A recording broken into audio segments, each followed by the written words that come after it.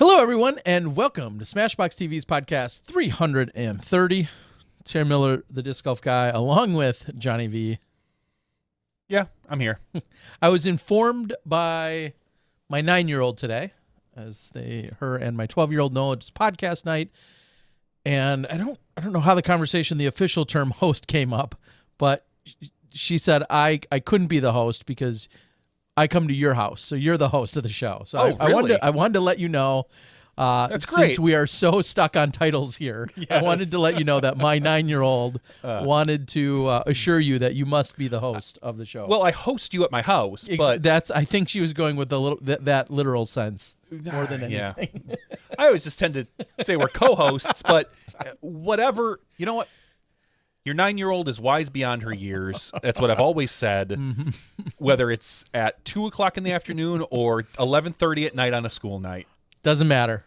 She's on top of it. So welcome everyone, as we are here for a couple days post Christmas in our crazy 2020 year and disc golf season. Obviously, just a couple days away before we get into the new year, of which everyone is excitedly saying we can't wait for 2020 to be behind us. But, well, I don't know that there's going to be a whole lot of difference. When that clock strikes midnight in a few days, I don't know just how different it's going to feel. Oh, I don't know how different it's going to be. I think it's going to feel different. I think there's going to be some mental relief that we have 2020 behind us, that we have a future with a vaccine, and that, from what we can tell, multiple versions, people are going to be able to get it in hopefully the next 3 to 6 months, that there's just going to be a general lifting of the world's spirits, not much less the country, assuming that this new variant doesn't run wild through our country. But in general, I do believe it's going to feel a little different. We're not going to see the outcome of that for weeks, if not months, of actually getting back to normal. And even then, even after the vaccine and everybody's vaccinated, are people still going to feel normal? Are people still going to be going out to theaters and restaurants and things like that? Like, it just... I don't know. I'm just going on a hugging spree. That's all I know. Well, I know you are. A friend of mine, actually, she works over about 2 blocks away at St. Luke's Hospital, posted a picture. She got her vaccine, dose 1, so pretty exciting that stuff's rolling out. All right. Well, we're not here. We're not... You may look like Deborah Birx, and I may look a little more like Fauci, but that's... Maybe not. Like 2 Faucis. So we're not going to go on and on, but nonetheless, we are looking forward. I guess the irony that I find is that so many people, there were so many jokes and puns played about looking forward and being part of 2020, and then to have 2020 just suck. By and large suck for a lot of people. I think that's there's definitely some irony there, but nonetheless, no matter what, we hope you're well, and we'll all push forward into 2021 one way or another, whether you're excited to leap into it or we drag you into it. 2021 is just around the corner. So big shout out, speaking of, we'll say some I don't know, living large, big shout out. I know that the Oakleys did a live stream between now and, well, our last podcast. So I wanted to recognize the last time I had looked, and now I feel like I should have done research. Oh, jeez. Why change now? The last time I had seen an update from their stream, they were over 4,000. I'm not sure. I think they had a goal of 5,000. Somebody I'm sure on the board can let us know, but they were doing a 24-hour live stream trying to raise money, and just the fact that they were tackling it. I'm looking at one of the last updates. Yeah, it says we are actually still doing this. We've raised over $4,000 for feeding the hungry. That was a post that was made sometime 21 hours in. They were at 4,275. So nonetheless, I don't care what they got to. It says over 5,000 was raised. Over 5 million laughs given. Wow, 5 million laughs. That's probably just Eric, honestly. He tends to just laugh at almost anything. I'll go with that. Nonetheless, awesome. Congratulations to them. I know Scott Stokely hosted. Of course, we had him last week. He talked about hosting a live stream. I stopped in there for a few moments just to say hi. What'd you Merry find out? Christmas. He was actually talking with James Conrad at the time. Okay, awesome. To be fair, I didn't stay in there too long. I had other things going on, but I was in there for about 5 minutes and just watched Scott and Mr. Conrad just kind of go back and forth talking about, what James is, looking forward to in 2021 and, and some of these other things. And it seemed like, from what I could tell in those 5 minutes, the stream went nice and smooth. So that's good. That's usually what I'm looking for. Good to hear. Yeah, you probably felt inferior. It might be one of the few places you step into a room and there's two people taller than you. Conrad's not taller than me. He's probably almost as tall. Stokely is, though. Stokely is for sure taller than me. He's like 6'8". The average. I think Conrad is like 6'4", probably. I feel like he's at least 7 feet with the hair. Somehow that makes him taller. Well, I think when he gets out of the pool and he like whips that hair up and it goes up and over his head, that's not fair. Tonight, we are going to, and in fact, in just a few moments, we're going to be welcoming none other than one of our favorite Smashies and all-around super good guys, Brian Schweberger. He's going to be joining us. Coincidentally enough, as I reached out to him today, I had noticed that it was almost exactly a year ago when we had last had him on the show. So every 100 events. It seems like a very fitting time to have him. He hit a little bit of a milestone, which we'll get into in just a few moments when he joins us. But we're going to have Brian Schweberger joining us on the show. Big shout out, Dana and his family are doing everything they can to be on the up and up with staying safe and staying as healthy as possible. So Dana will not be joining us tonight, but big shout out, big hug to our friend Dynamite over there as well. So certainly. Outside of that, we'll after we talk to Schwebby, we'll see if there's anything else going on. Feel like there may be a few new releases or details. With regards to updates from the PDGA, things of that nature. I think it was just last week we were already talking about having the 70,000 active PDGA members. Also, I know the PDGA is currently running some kind of a promotion / giveaway that is going to be giving away some free Disc Golf Network. Subs. So I know all our Smashies are already on board. You're already paid through next year, but in case you're not, or in case you know someone who's not, this might be an opportunity for you to win a little free subscription action as well. So, of course, big shout out to the PDGA. We're going to have a giveaway tonight sponsored by Pastry Dyes. A lot of you have seen him on Instagram and around the Facebooks. And, in fact, you've seen a lot of our players throwing some of the dye work that he's done. He's local to here in Milwaukee and super excited to have a giveaway that's going to be sponsored by Pastry Dyes tonight. So also I wanted to throw that out there right away. I just re-upped with the PDGA for 3 more years. That boy. I got... They take Bitcoin yet? Not yet. They should, though. Yeah. I got an email saying, oh, yeah, your membership is going to be coming due. And so I was like, well, might as well take care of it. I tend to do it in chunks. So I logged in, and they were like, oh, no, it's not due until like mid-February. And I was like, oh. Yeah, I think they extended everyone by a month or two this year. That was greedy. I think the opposite. Oh, yeah. Yeah, so I just... It was generous. Yeah, so I just went with 3 full years again. Dang. It's like you're committed. Easy there. Committed to the sport. Well, I don't want to go that far. You get this big fancy contract with Disc Golf Network, and you're like, I'm just throwing $75 bills around everywhere. I figure if Disc Golf Network commits for 3 years, the least I can do is commit for 3 years.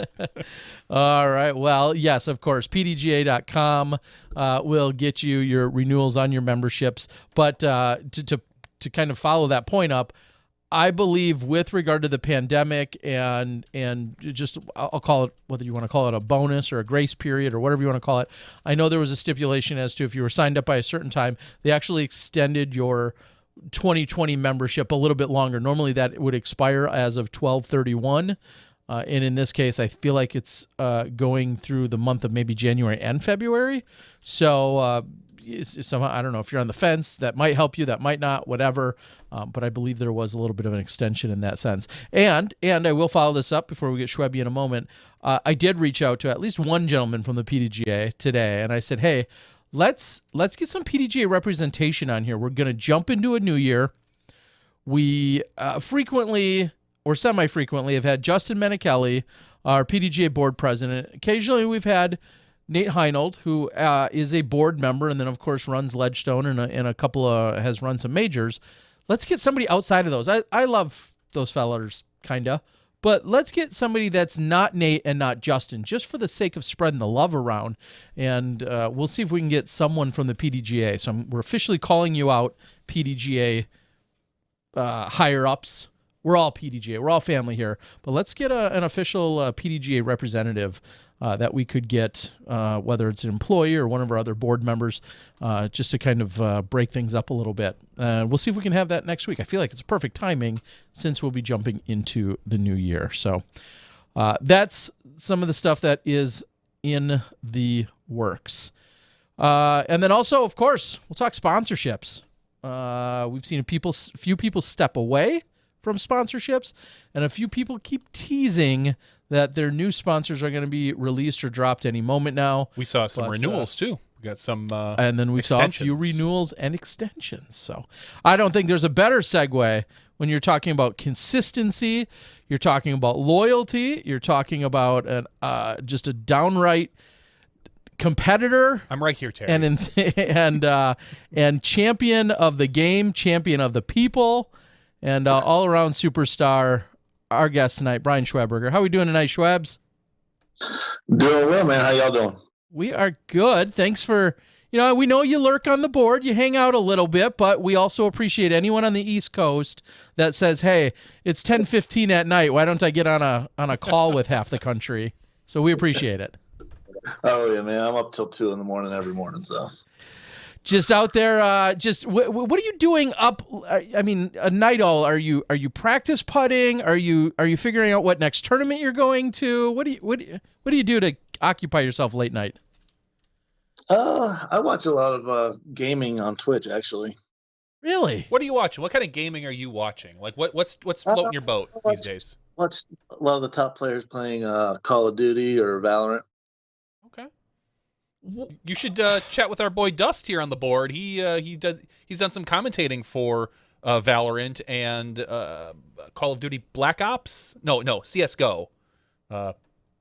Yeah, CS:GO I think is the one he had done as well. But I think he did some Valorant as well. He's on the board. Dust. I think Valorant's a runoff of CS:GO. So a lot of the CS:GO professionals are playing Valorant now. Okay. Now, do you play some of those recreationally, passively? Yeah, system since the original Atari 2600. Damn. So what pulls you in so in depth that like you want to log in and watch these other gamers? If you're not a gamer at all of any kind, what pulls you in? Well, I mean, I play some games on my phone, but nothing to this extent or level. It's just fun to watch. I've always enjoyed watching other people play video games. Huh. Almost like there's a whole industry around that. No, I understand. I know he's not unique in what he's doing, and I'm just curious because I would think, like, I found myself in a rabbit hole the last few nights watching, other video editors, YouTubers, who then talk about how they've either put together a video or how they, do some shots or how they, what kind of editing tools and techniques they're using. But I'm also an editor. Well, kind of. So that's what pulls me in. But for you to say, like you said, you're not an active gamer yourself. It's not like you're honing your skills for Call of Duty by watching them. You just simply are entertained. Absolutely, yeah. It's the level that all the top players are at is absolutely amazing. You can tell when they run into a player that is just playing casually, and they call them bots, in which they look like actual AI. They're just getting crushed. Just running around like idiots out there. Yep. All right. So the nitty gritty is, and we were not the only ones to discover this, even though we alluded to it last week. The down and dirty is you played in your what is listed as your 700th PDGA event this last weekend. Is that accurate? Right. I did. That's accurate. All right, but you didn't complete the task. You didn't win it. So we can't talk to you as long tonight. Yeah, man, I had a rough first round. It was pretty cold. It never got above like 37 degrees, which in North Carolina, that's pretty cold. And my right hand would not warm up to putt very well. My putt was absolutely horrid. Now, did I also see, though, you were in Open as opposed to Masters?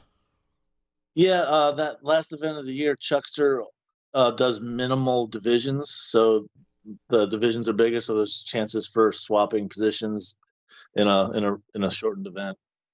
Well, I see that Open Women, Elaine King, she picked up a W on you, racked up one more. Yeah, she's back 6 ahead of me now. Do you guys talk about that at all? Do you chat and joke about that with her, or?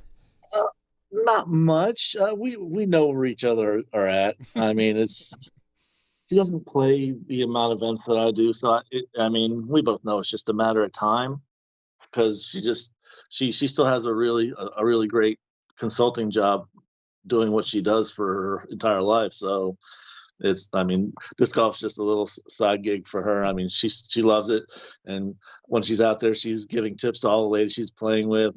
It's kind of what I do when I'm playing with the guys that I'm playing with. I mean, even during the tournaments, just helping them out, trying to get them to that next level. You heard it here first. It's only a matter of time before Schweberger crushes Elaine King. Now, very specifically about this weekend, when you look at the scores, you see the first round scores are in the 60s and low 70s, and then scores are almost half that in the second round. And then just by scrolling over, you see 25 holes as opposed to 13. Explain the format a little in case somebody is confused. Well, everybody plays the regular 25 holes the first round. The regular. Just to be clear, let me interrupt. There's no such thing as the regular 25 at most courses. What do you mean by the regular 25? Well, the country course is one of the oldest homegrown North Carolina courses, and it has 25 holes. It has 18 holes, and then it has, what is it, 6 or 7 letter holes. It's BIRDIES, birdies, as the extra holes, they're all always there. But yeah, so you play those 25 holes for the first round, and then you go to the second round, and they divide the course up, and they add 1 extra hole. So each side of the course, you'll be able to play 13 holes, which is the minimum amount needed to get a rated round. Okay. Huh. That I mean, very unique format. Is that a fair statement? Because most people, they play tournaments. They're trying to get that extra rating before the end of the year, trying to get those extra points. So that's the way Chuckster does it, trying to get as many people happy as possible. And you've referenced him, Chuckster, Chuck Conley. You may have played 700 events. How many events has he run? Man,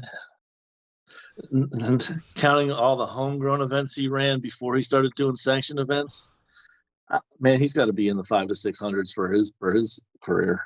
Yeah, it's and I've had the pleasure of being at a couple of them myself, and I know he's doing them. I know he's also working with Mike Barnett on a bunch of events, and clearly giving plenty of opportunities for people out there to play some golf. So you played Open. Looks like Kenneth Taberski ended up getting you by 6, and Evan Smith took second, and then you and Kevin Gleason tying for third at 11 under.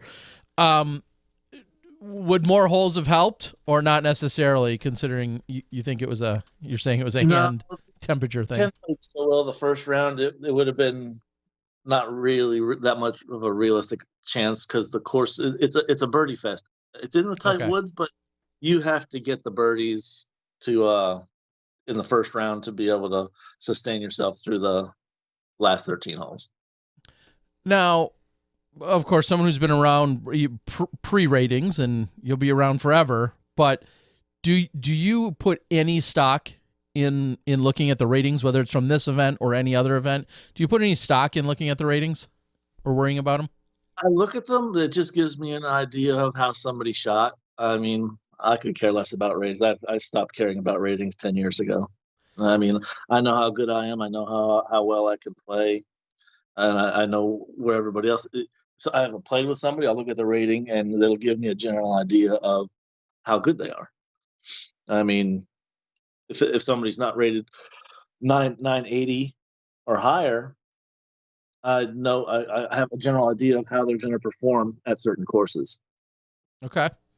And do you feel like, I think a great follow-up to that is, do you feel like you know how they're going to necessarily play at that course, or do you feel like you're going to recognize the skills they do or don't have? If those are two different questions, I feel like they are. Well, I mean, it depends if as far as the tournaments that I might go to, they might be local to that course, so I know their rating is going to be better there. They're going to play better there.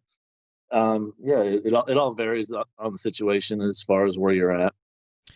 So maybe no surprise, but a fellow gentleman from down in that area, one of the greatest of all time, in Alan Beaver, had reached out to me, and he had said, it's a pretty big deal that you had played. I want to find his exact wording here for the props. He was talking about playing in your 700th, which again we alluded to even last weekend. We knew it was around the corner.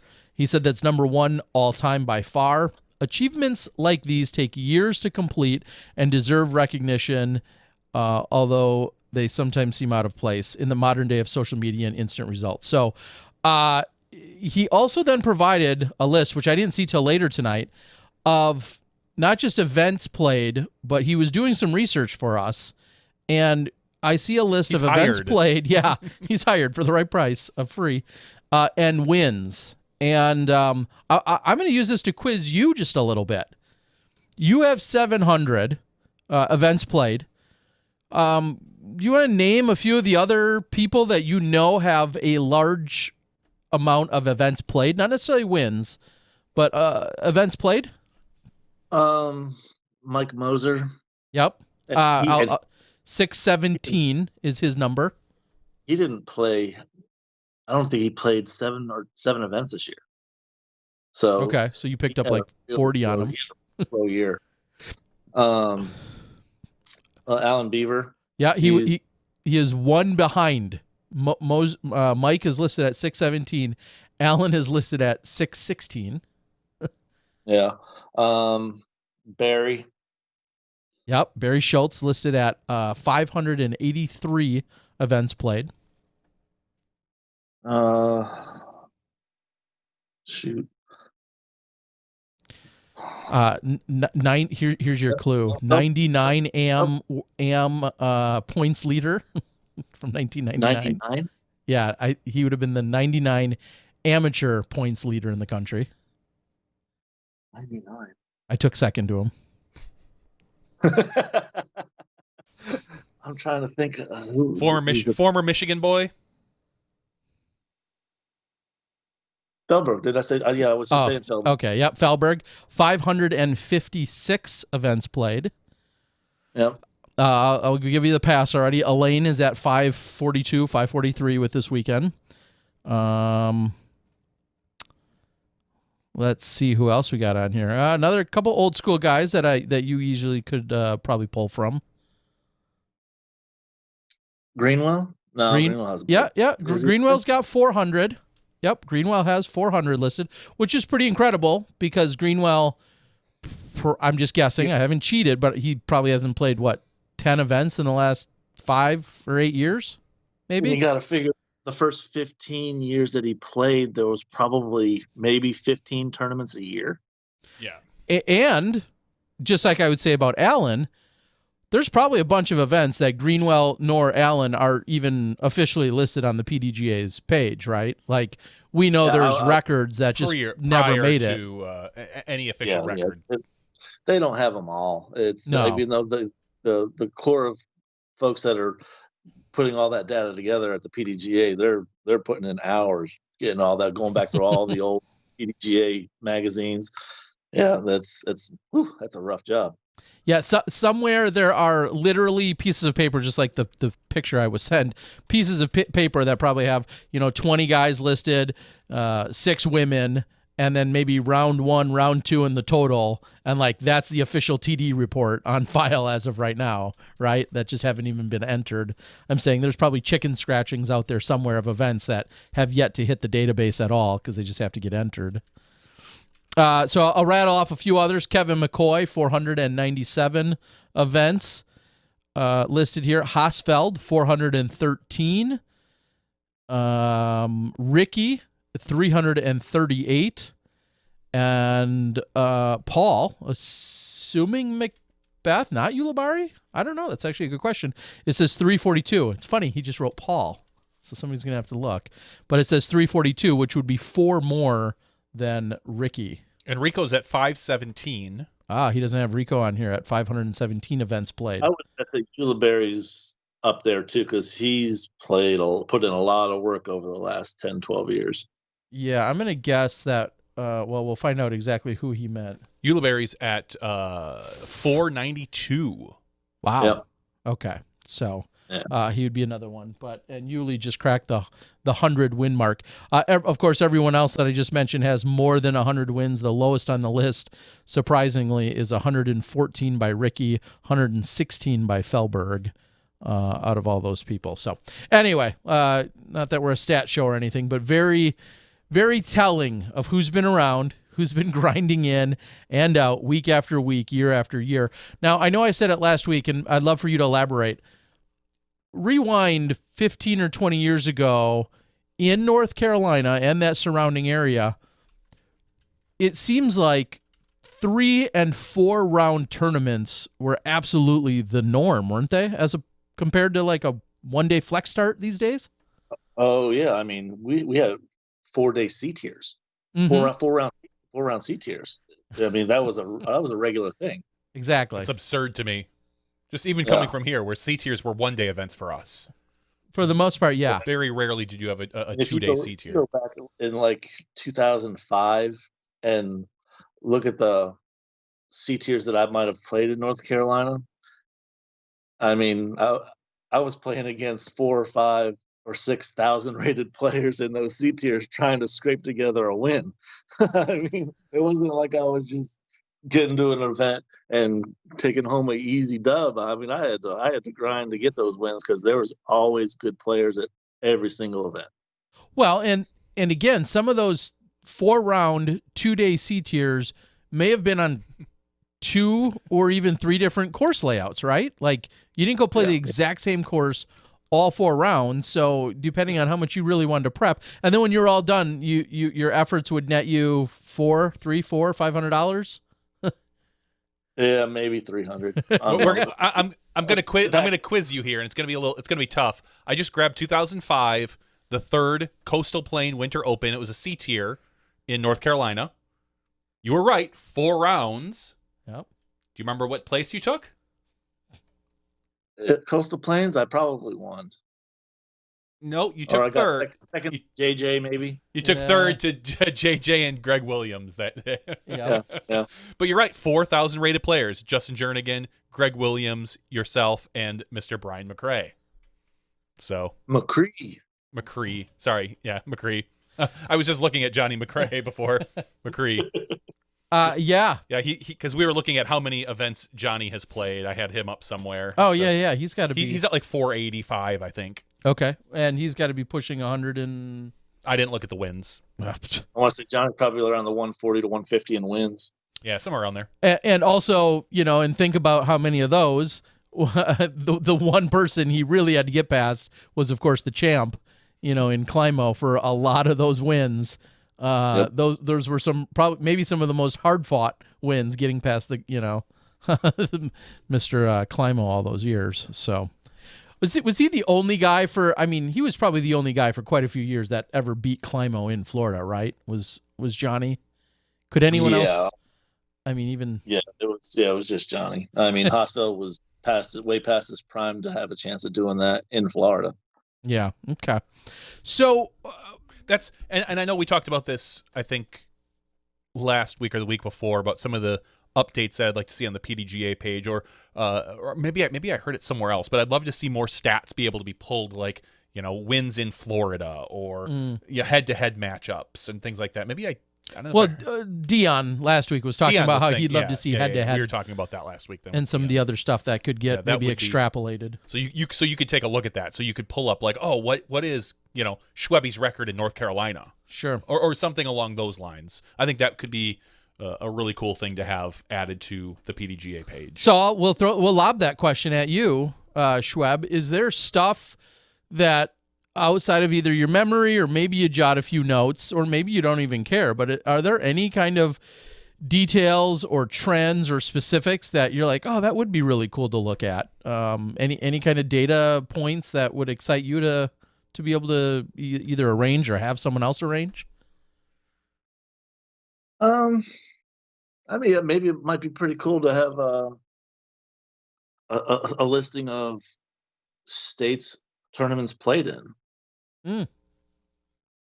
I mean, yeah, that would be pretty cool. I mean, just a tournaments, not rounds, just tournaments, because I mean, it's a big thing to travel outside of your state and compete.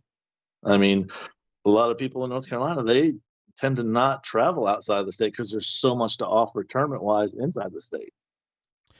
So yeah, and I think that goes hand in hand with another what could be interesting statistic, because everybody could fight about it, is the depth or the caliber of talent / win. You just mentioned 4 players 1,000 rated or above that you're competing against over a 4-round event.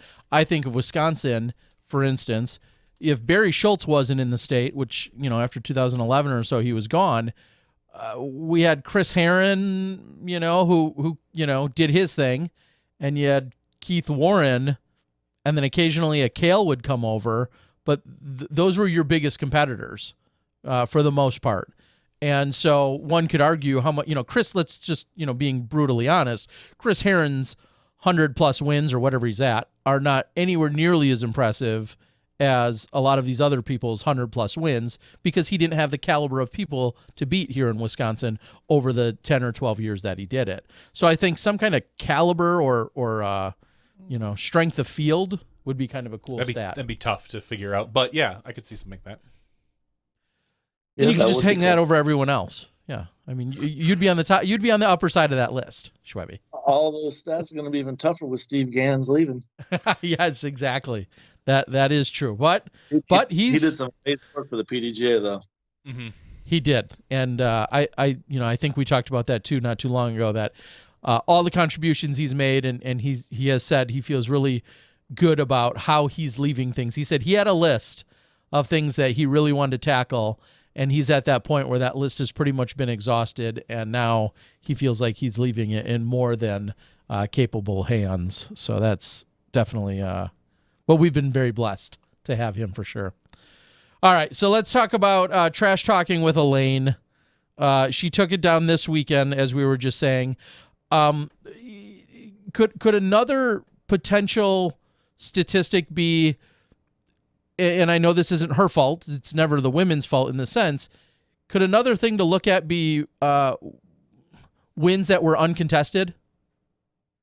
Or events that were uncontested? I mean, I know somebody has to win, and you'd rather walk home with a W because you beat nobody than not play, for instance. But would that be a fair thing to maybe subtract or to adjust or look at? And I'm not picking on Elaine.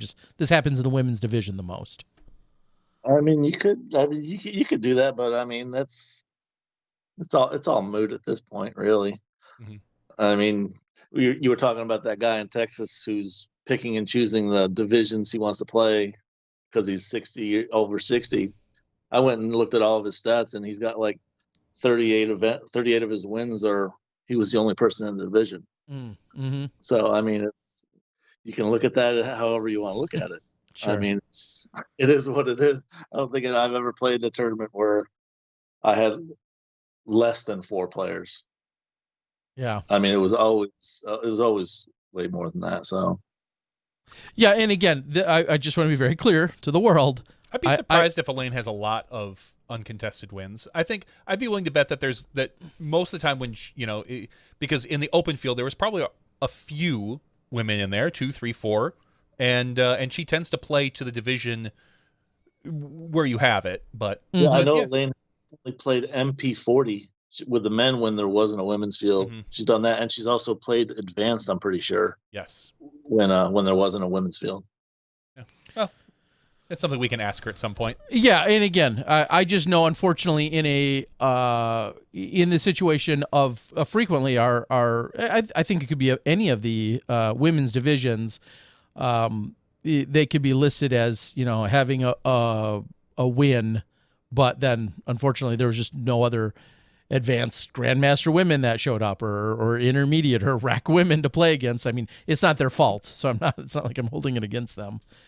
It just has always kind of felt like a weird, even as a tournament director, like here's your first place trophy, you win uncontested. And again, it's not their fault. It just kind of feels weird. That's all. Great. I can hear the hate mail coming in already as I'm talking. I'm just going to edge out of screen slowly. Good idea. I'll just keep digging. Yeah, keep going. So, Schwebby, we've talked about this year being unique in so many ways. We talked about someone like Mike Mosier not playing a lot of events. Do you feel that whether it was locally or on the Pro Tour, do you feel like our sport proved anything this year with forging forward, pushing forward, adapting largely to live scoring through the PDGA? Do you feel like this was kind of a breakthrough year in any way, or was this just all the evolution that was going to happen? I mean, it's always an evolution thing. I mean, we've been waiting for that big moment for our whole lives. We've been in this. It's always been, the next 5 years, it's going to explode. Mm-hmm. Every year, that for the past 20 years. But being on ESPN was huge. The coverage was great. I thought the commentary was good. It was very educating. Mm-hmm.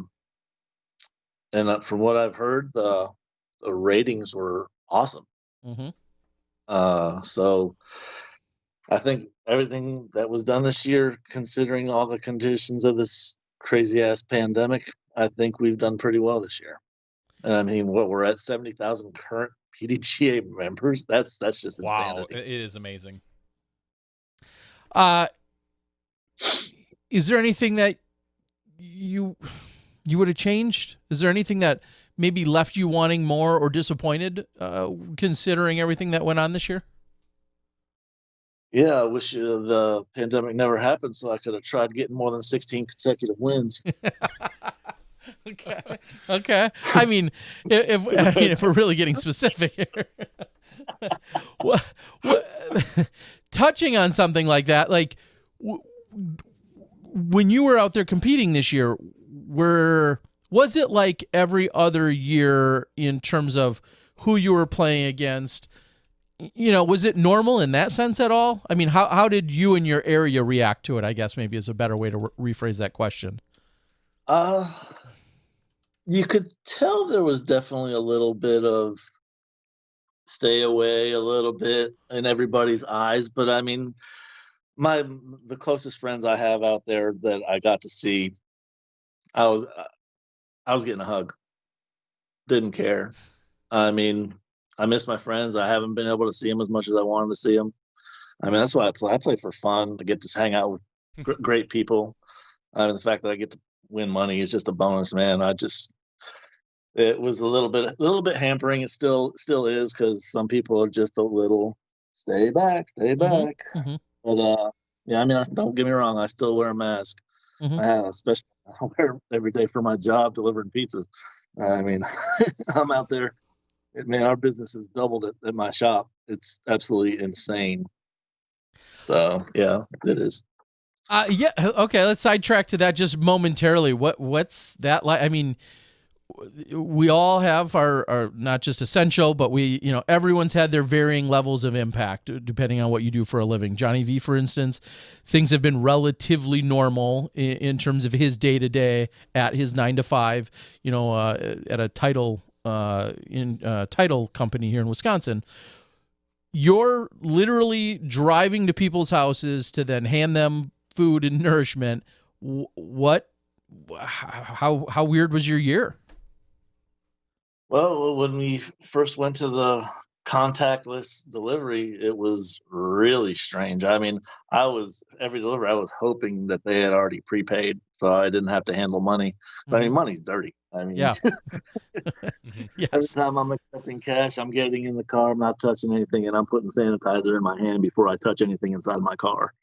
I'm still doing it. Yeah, I mean, yeah, it's I guess you can call it a little bit of paranoia, but I mean, it's just trying to be smart. Because I mean, I know I'm going to be playing tournaments, so I have to be extra safe. So I don't want to be the person infecting anybody. Has you said business has been way up? Have I don't want to just say generosity, and I don't necessarily just mean tips or anything, but how has been the tone, the demeanor, people you're interacting with? Do you feel like they're carrying a lighter, friendlier, more thankful tone, or did that wear off by now? What's that been like? The tips in my area have always sucked. Okay. Yeah, I live in a retirement community. Pretty much the town of Tarboro is a lot of old money, and they like to hold on to it. Okay. And, yeah, I mean, if I was like disc golf. If I was delivering pieces for the tips, I'd have stopped doing it a long time ago. I really enjoyed it. It's fun. All right. So last year when we talked, and I know I kind of introduced you this way, we are still seeing changes, free agency, people renewing and locking in, people making announcements. I think to an Austin Hannum and Alexis Mandujano. People are making their announcements that they're departing, but haven't said where they're going. Locked and loaded, Innova. That's just a given for you. Is there even a phone call anymore?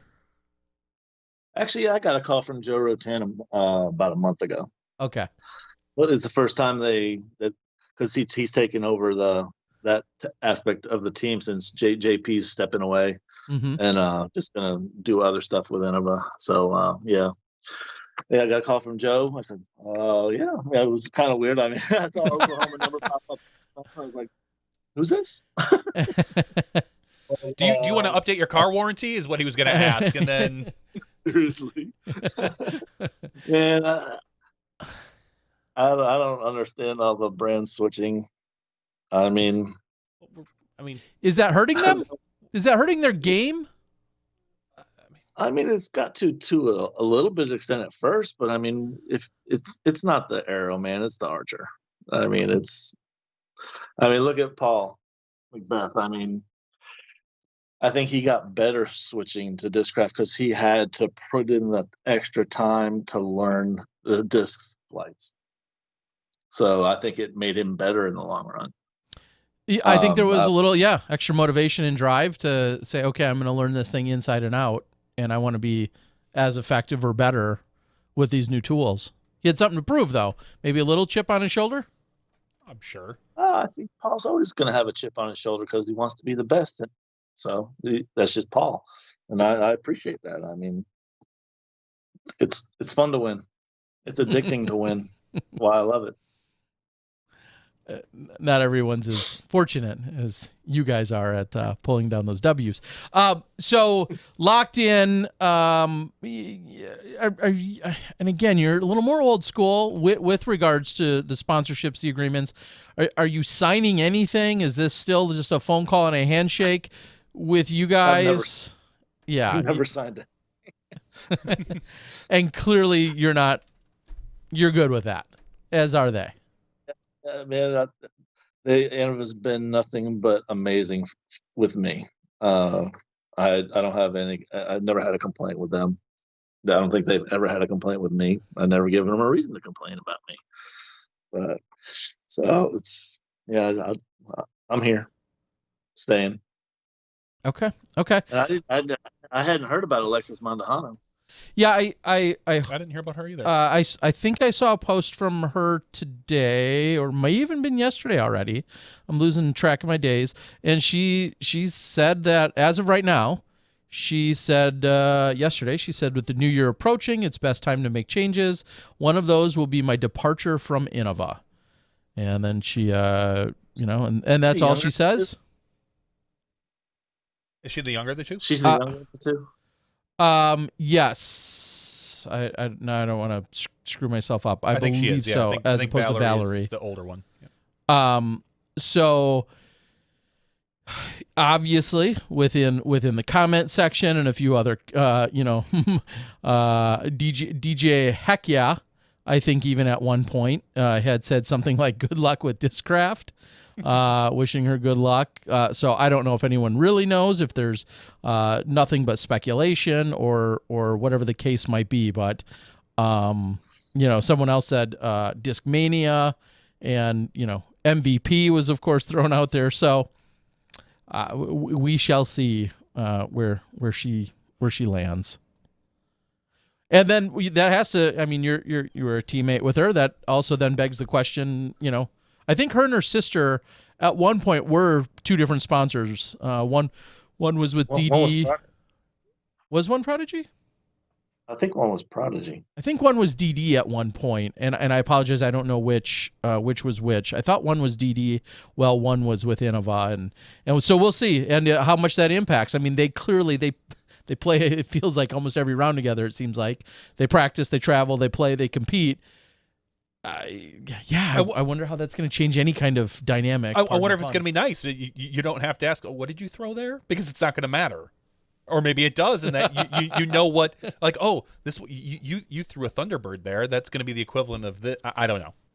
Wow, the parents are going to be house divided again. Yeah. I know. Now think about how much more money is going to either spent or get saved. I don't know, depending on how you look at it. New clothing. I mean, there's not going to be any hand-me-downs for sure. So I don't know. We'll have to get to the bottom of that one for sure. But what I guess I rounding that all back, are sponsorships heading in the right direction? And I know you don't know every player's, and yours is different from the next guy's, but from what you know and have seen, are sponsorships and the business of disc golf and professional athletes in our sport, do you see that all heading in the right direction? Is it too fast? Is it too slow? What do you make of where we are at with sponsorships and what this means to our players? It's hard to say because I mean we're still such a young sport. What can you really compare it to as far as players or participants getting sponsored? I mean, what sport can you really compare it to as far as how young it is and what the top players are getting versus the mid-range players are getting? I mean, I think the players that are getting what they're getting, hats off to them. They put in the work, and the people who are sponsoring them saw the value in it, so they gave them X amount of dollars. I mean, it's all you can do for right now is they're setting an example for what other players can get in the future and more.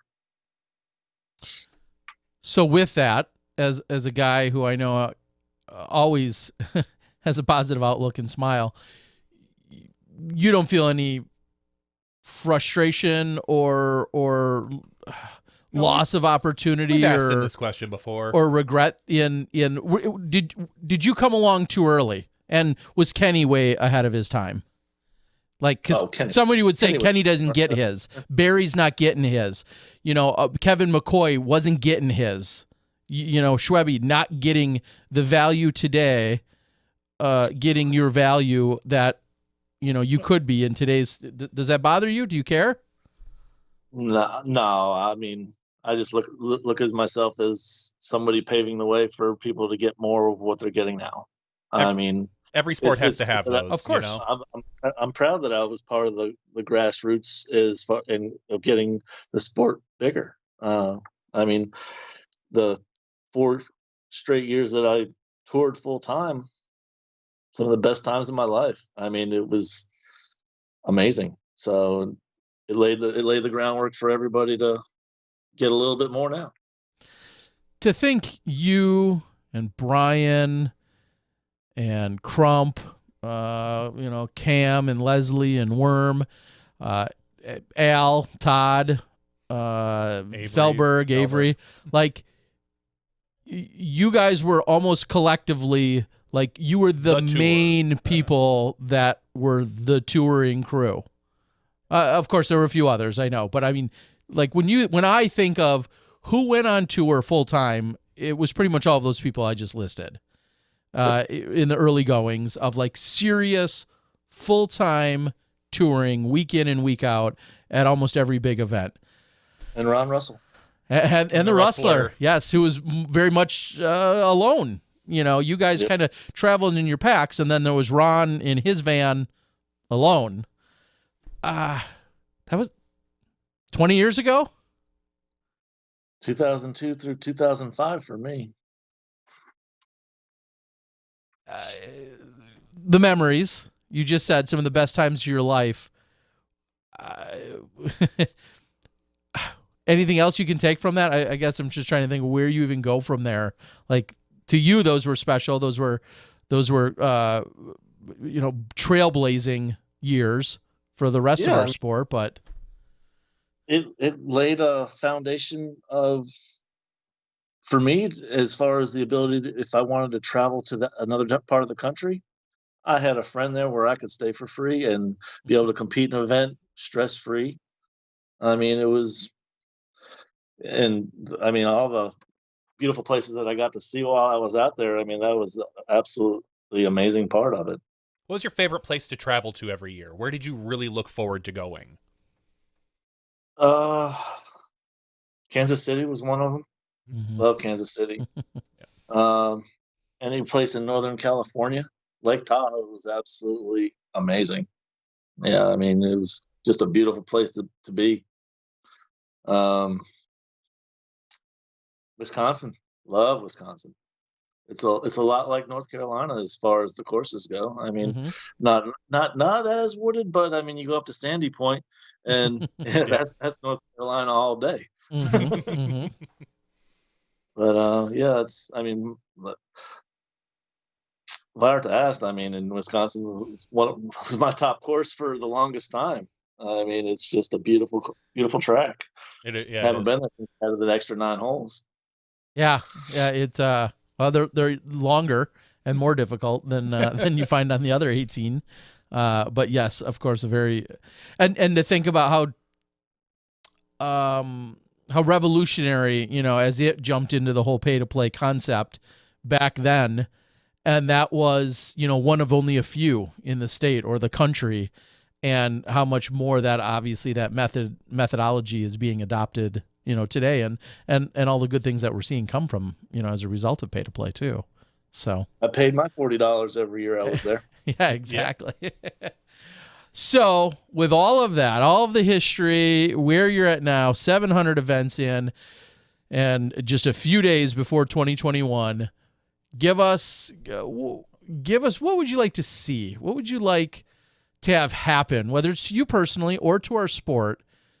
Give us a checklist, a wish list for 2021. What would you love to see? This could be at a tour level. This could be at a very specific level, a company level, whatever. What would you like to see?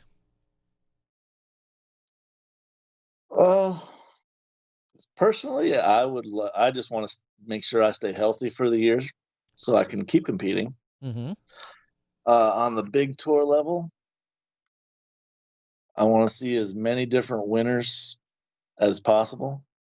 That would be, I think, better for the sport. Okay. I think the infrastructure's there. Is the flow of the tour is so much nicer than when I was out there. Yeah. I mean, I had to go to California 3 different times a year for my tour. And now you just go there for a month and you're good. Yeah, I guess exactly. Yep. It makes it so much easier. But yeah, those things right there, that would be great all by themselves. So let me dig deeper on the. You'd like to see more parity, more winners overall. How does that happen? And without sounding, too John Madden here, I know somebody's going to shoot a lower score than the next guy, but we've seen Paul and Ricky primarily dominate the last decade. Between the two of them, the amount of wins they've racked up, and now people are cracking that code.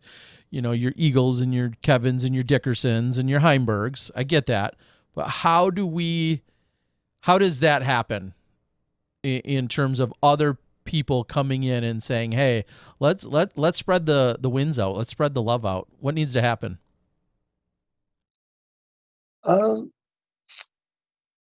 More woods golf. Yeah.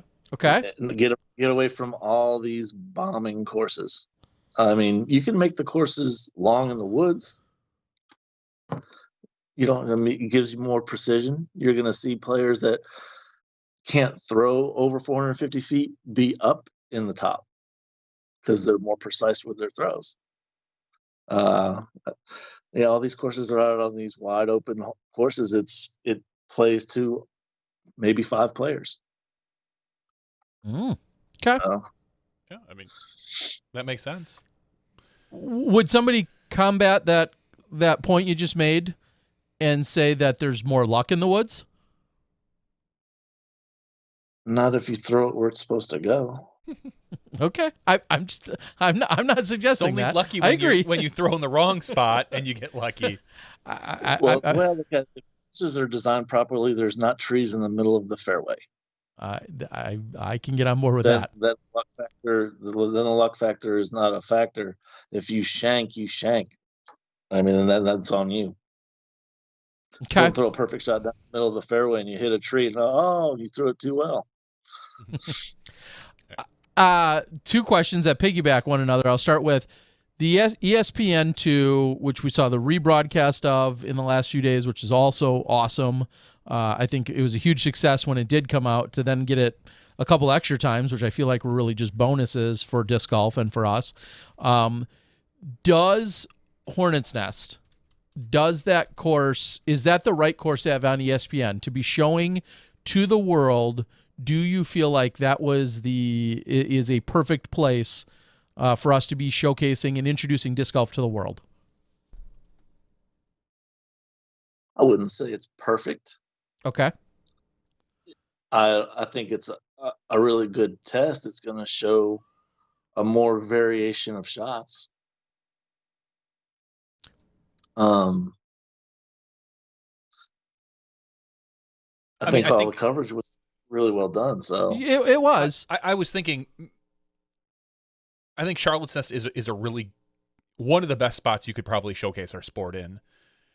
Otherwise, maybe going up to like Smugs, where you have a little bit more variety as far as really crushing holes and then a few wooded holes. You could probably, assuming you're showing both courses. And I know with what we did, we only showed one course, but I mean, even Smugs has it has more distance than Charlotte. Even in the wooded courses tends to have a little more distance. So I could see an argument saying, that could be a slightly, I don't want to say better, different course. Okay. But I think Charlotte was really, really well done. I think it's a really good place to showcase the different aspects of our sport. All right, so I'll throw the question then back to you. You think it was good, maybe not perfect.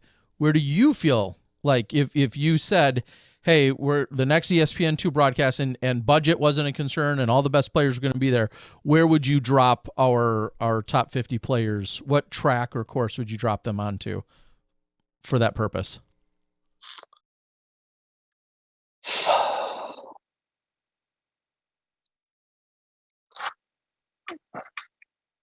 It's tough. I mean,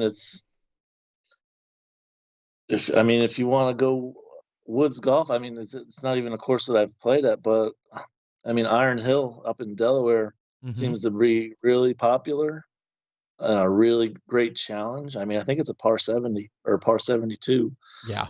Yeah, it's brutal. And to shoot 70 on the course, I heard it's 1,000 rated all alone. So I mean, that tells me right there that it's a true challenge. Yeah, I mean that's and I can't really think of Idlewild.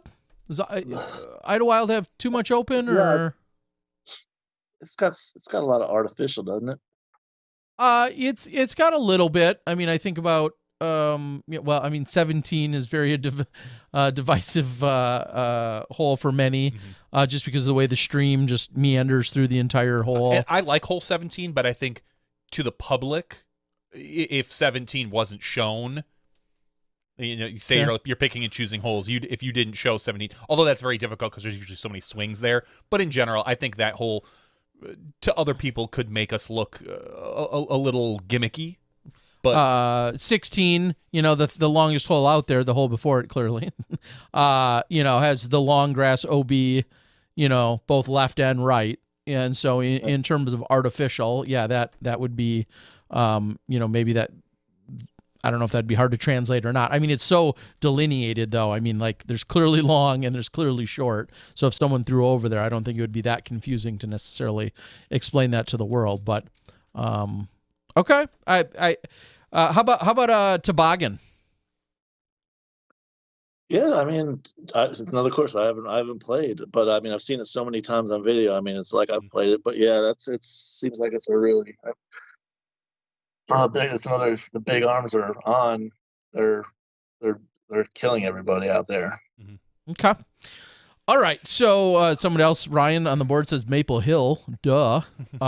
So there's definitely a case to be made there. I agree. You don't see a lot of really wide open I mean, not that we saw it at Charlotte, but you don't see a ton of wide open crushes at Maple other than really maybe hole 1 and 18. Yeah, and 11, and that's about it. 11, yeah. That's about it. And yeah. then you got the pet problems with reception out there. I mean, that's the only one reason I didn't say Maple Hills, because y'all's reception out there can be really sketchy. Mm-hmm. So you're at 700. Do you have a goal in mind? I mean, it feels like you're going to hit 1,000.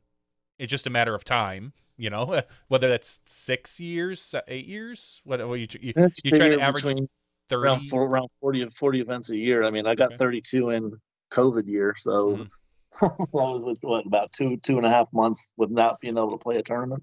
Yeah, so you're hoping about 8 years to hit the next big, well, I won't say next big milestone, but that big milestone, the 1,000. Yeah, and by that time, I'm sure somebody in Texas is going to hit it before me.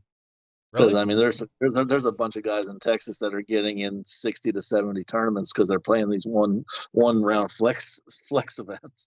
Yeah, but do you think they're going to be able to do that consistently for that long? I mean, you've got such a head start on them. Maybe they can. I don't know.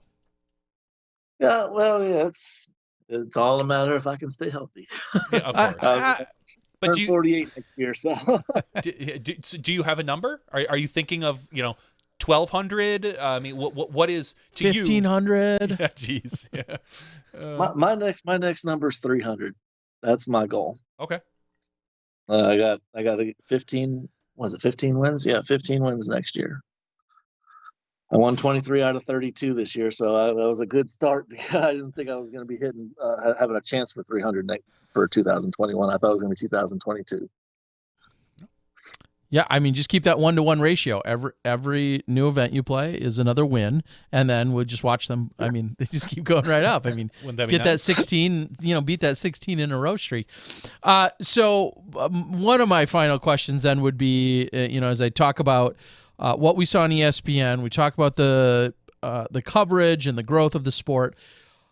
Do you feel like we need more representation for divisions outside of, more media representation for divisions outside of MPO and FPO, as in MP40 would be seemingly the next logical statement. Do we need more representation and or coverage of those? Man, I don't know. It's all a matter of what people want to see, and I don't know if they really want to see the old school guys playing. They're not going to see anything spectacular except maybe some rollers that you never would have thought of throwing because they needed that extra distance. or seeing me throw a couple overhands that you're not really seeing in the open division. I think we might be too soon for MP40. It might sound silly, but maybe this is going to benefit your Ulibarri, Macbeth, Ricky type age group. But maybe in 10 years, the sport will be big enough where there'll be even enough demand to have and I'm going to call it this, a seniors tour or a masters tour like the PGA has, so that maybe there'll be the demand. But I think you're right in that there's probably not the demand right now. But it feels like maybe in 10 years we could get there. And then, of course, it doesn't hurt that you have, some of the greatest of all time jumping into that division, just like we have the greatest, I guess technically the greatest of all time right now in that division, but people aren't looking at that division. The greatest of all time people are going to feel is what's happening right now, because this is when the sport's blowing up. So people are going to look at this generation of player with the explosion of our sport and say, wow, Macbeth playing Masters, or Ricky going after the Masters title, or something along those lines. Whether or not they decide to play at 40 or 45, who knows? I mean, that's a whole nother discussion. But. Or they may give up and quit caring because they're no longer playing in the elite division. And I guess that just goes back to the question of what kind of focus, if any, should be put on some of those other divisions. We hear people saying, hey, man, the Pro Tour really needs to add an MP40, which they're, as far as my knowledge is, have no interest in doing. Those aren't the premier elite divisions, and they're not the open divisions in that sense. So I think you're such a candidate for this question. You're one of the most dominant players in that age bracket, and you are at it every single weekend. Should there be more highlight or focus or attention given to your division? Yeah, I just don't think it's warranted for the bigger events. Just stick with the top women, top men, and keep doing what you're doing. Don't dilute it down by putting it on the older divisions. Yeah, and I'll follow that up and say, to be perfectly clear, we've said this for a few years now. Some of our favorite people on the planet are playing Masters age. Johnny and I are Masters age. People like yourself and a Schultz and a Climo and a Steve Rico, like so many of the people we know, love, and have grown up with. Hundreds of them are Masters age, but the numbers have kind of proven. Well, there's not a lot of interest media-wise on those people. And again, that's what I'm saying. We came up in the sport when the sport was small. Assuming the sport continues to grow, we'll say right now the sport is big, and we'll put that in quotes, which is why I think when the Masters field does hit, you're going from big to hopefully bigger. There might be that demand to follow those players as they move into those divisions. You and I, sure, we'd love to watch a round with Schwebby, Climo, Barry, and Johnny. Like, that would be awesome. I think. Yeah. But the greater disc golf community says no thanks. Says, all right, man, well, maybe if there's nothing else on, but you and I would be like, oh, hell yeah, I'm going to sit and watch that, and I hope they talk smack. Oh, trust me, we do a lot of smack talking in the MP40s. We would expect nothing less. So, final question then, and it pairs with Schultz, who's our hometown boy, and it pairs with Smack Talk and yourself. Do you and Schultz ever have pre-event conversations about who's playing where? Like, whether it's an event, I know a few weeks ago you drove further away to play a more fun event. He played in your backyard, but do you guys ever talk like, hey, you playing Masters this weekend? I'm thinking about playing Masters. Do you guys ever have any of those conversations? No. Do you call him Daddy now? Is he scared of you? Like, hey, old man. Actually, last heard him, I just saw him recently say, hey, what's up, Dad? Okay. Okay. I don't know where else to go from there then. All right, Schwebby.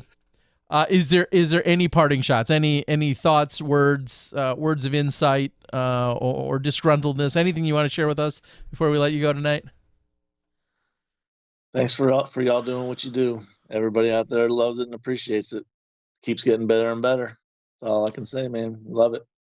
Awesome. Well, we're talking about you every single week, and we have good reason to. It's almost always in the right positive light, and we'll continue to do it here. We love you, buddy. Congrats on 700. We look forward to you getting your 300th win. We'll have to talk to you again then, and we look forward to get you, to your 1,000th event and beyond as well. We're looking forward to all of it, and we love and support you, buddy. Appreciate it, man. All right. Have a good night. Have a great night, man.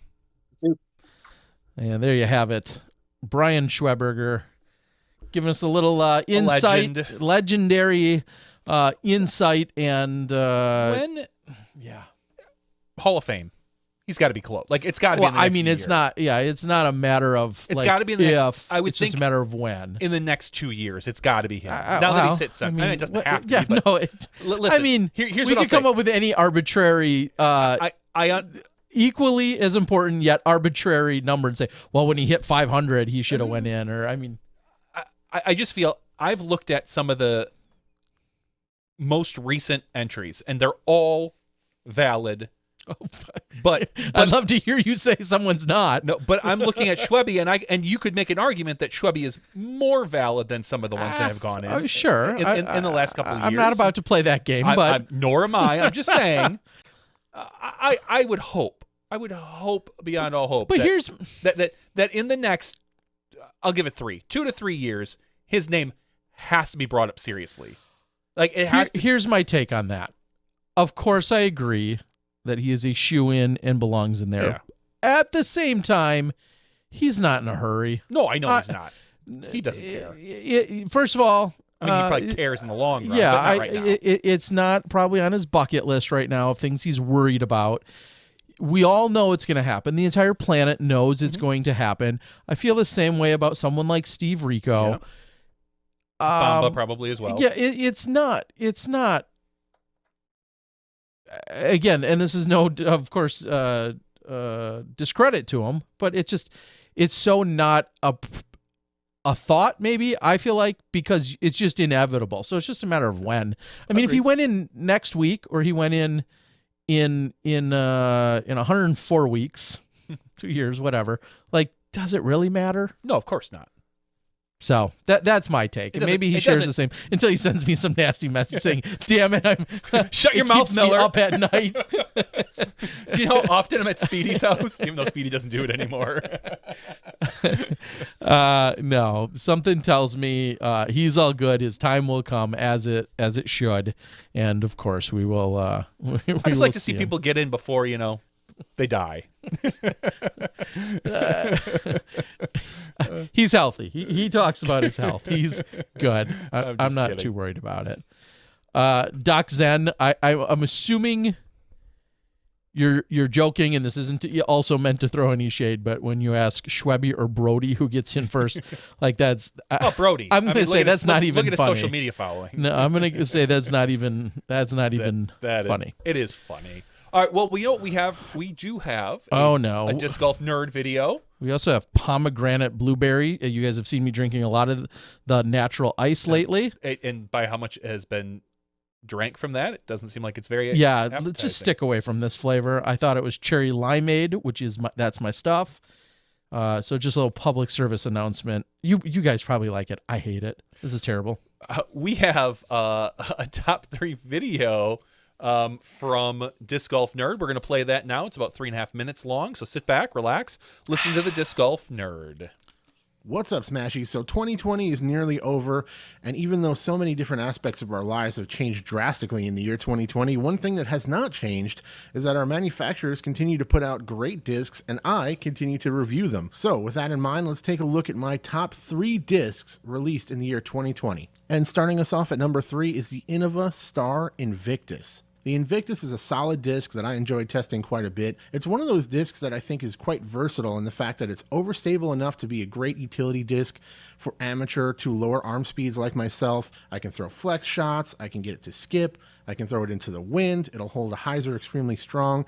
I can throw it as hard as I want to without ever worrying about natural turn. And at the same time, for faster arm speeds, you can get a nice straight flight out of this disc with a strong, consistent fade at the end of the flight that's still going to be very low on natural turn. So in that way, I really like the versatility of this disc. You can get those really overstable lines out of it, especially if you just check up on it and maybe don't put quite as much power onto it. And then for faster arm speeds, it becomes a throwable disc that will get extra distance than something like a Firebird will. It'll fly much straighter, but it will still have a consistent and overstable finish at the end of the flight. The Star Invictus is a solid disc that I think can find a home in many different players' bags.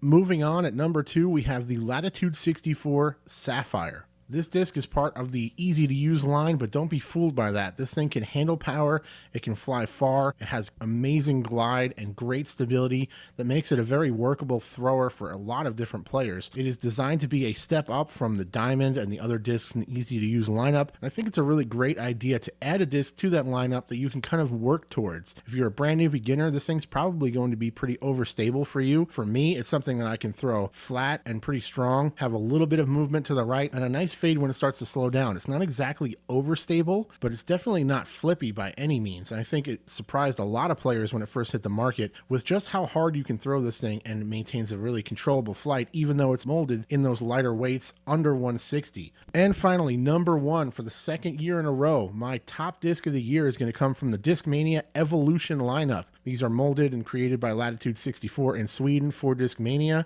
and this disc is the Essence. The Essence is an incredible disc that can be used as a roller to more flippy shots, tailwind bombs for big arms. We're seeing some of the top arms in the world be able to throw and utilize this disc for certain shots. And then all the way down to the other side of the spectrum, you have me throwing just beautiful lines with this thing. Hyzer flip-ups, easy turnovers, easy rollers. It's stable enough that I can throw it about as strong as I want to, and I can know what it's going to do, but it's still understable enough to have a really straight flight, huge glide, and it's just a fantastic disc that I'm finding is very useful on a lot of different lines. This disc is in my bag and lies right in the middle between my Furies and my Escape. I think lower arm speeds can throw discs like this much farther than faster, more overstable discs. Learning how to use that hyzer flip, learning how to throw it nice and smooth and not overpower it. But I really love the Essence. It's one of those discs that immediately connected with me, went into my bag, and it is my number 1 disc that I reviewed in the year 2020. Those are my top 3 discs released in 2020. Huge shout out to SmashBoxx for having me be a part of the show.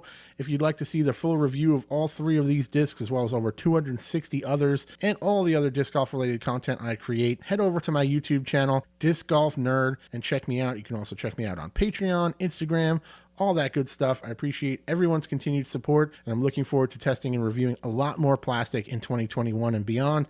Thanks for listening. I'll check you later. Cheers.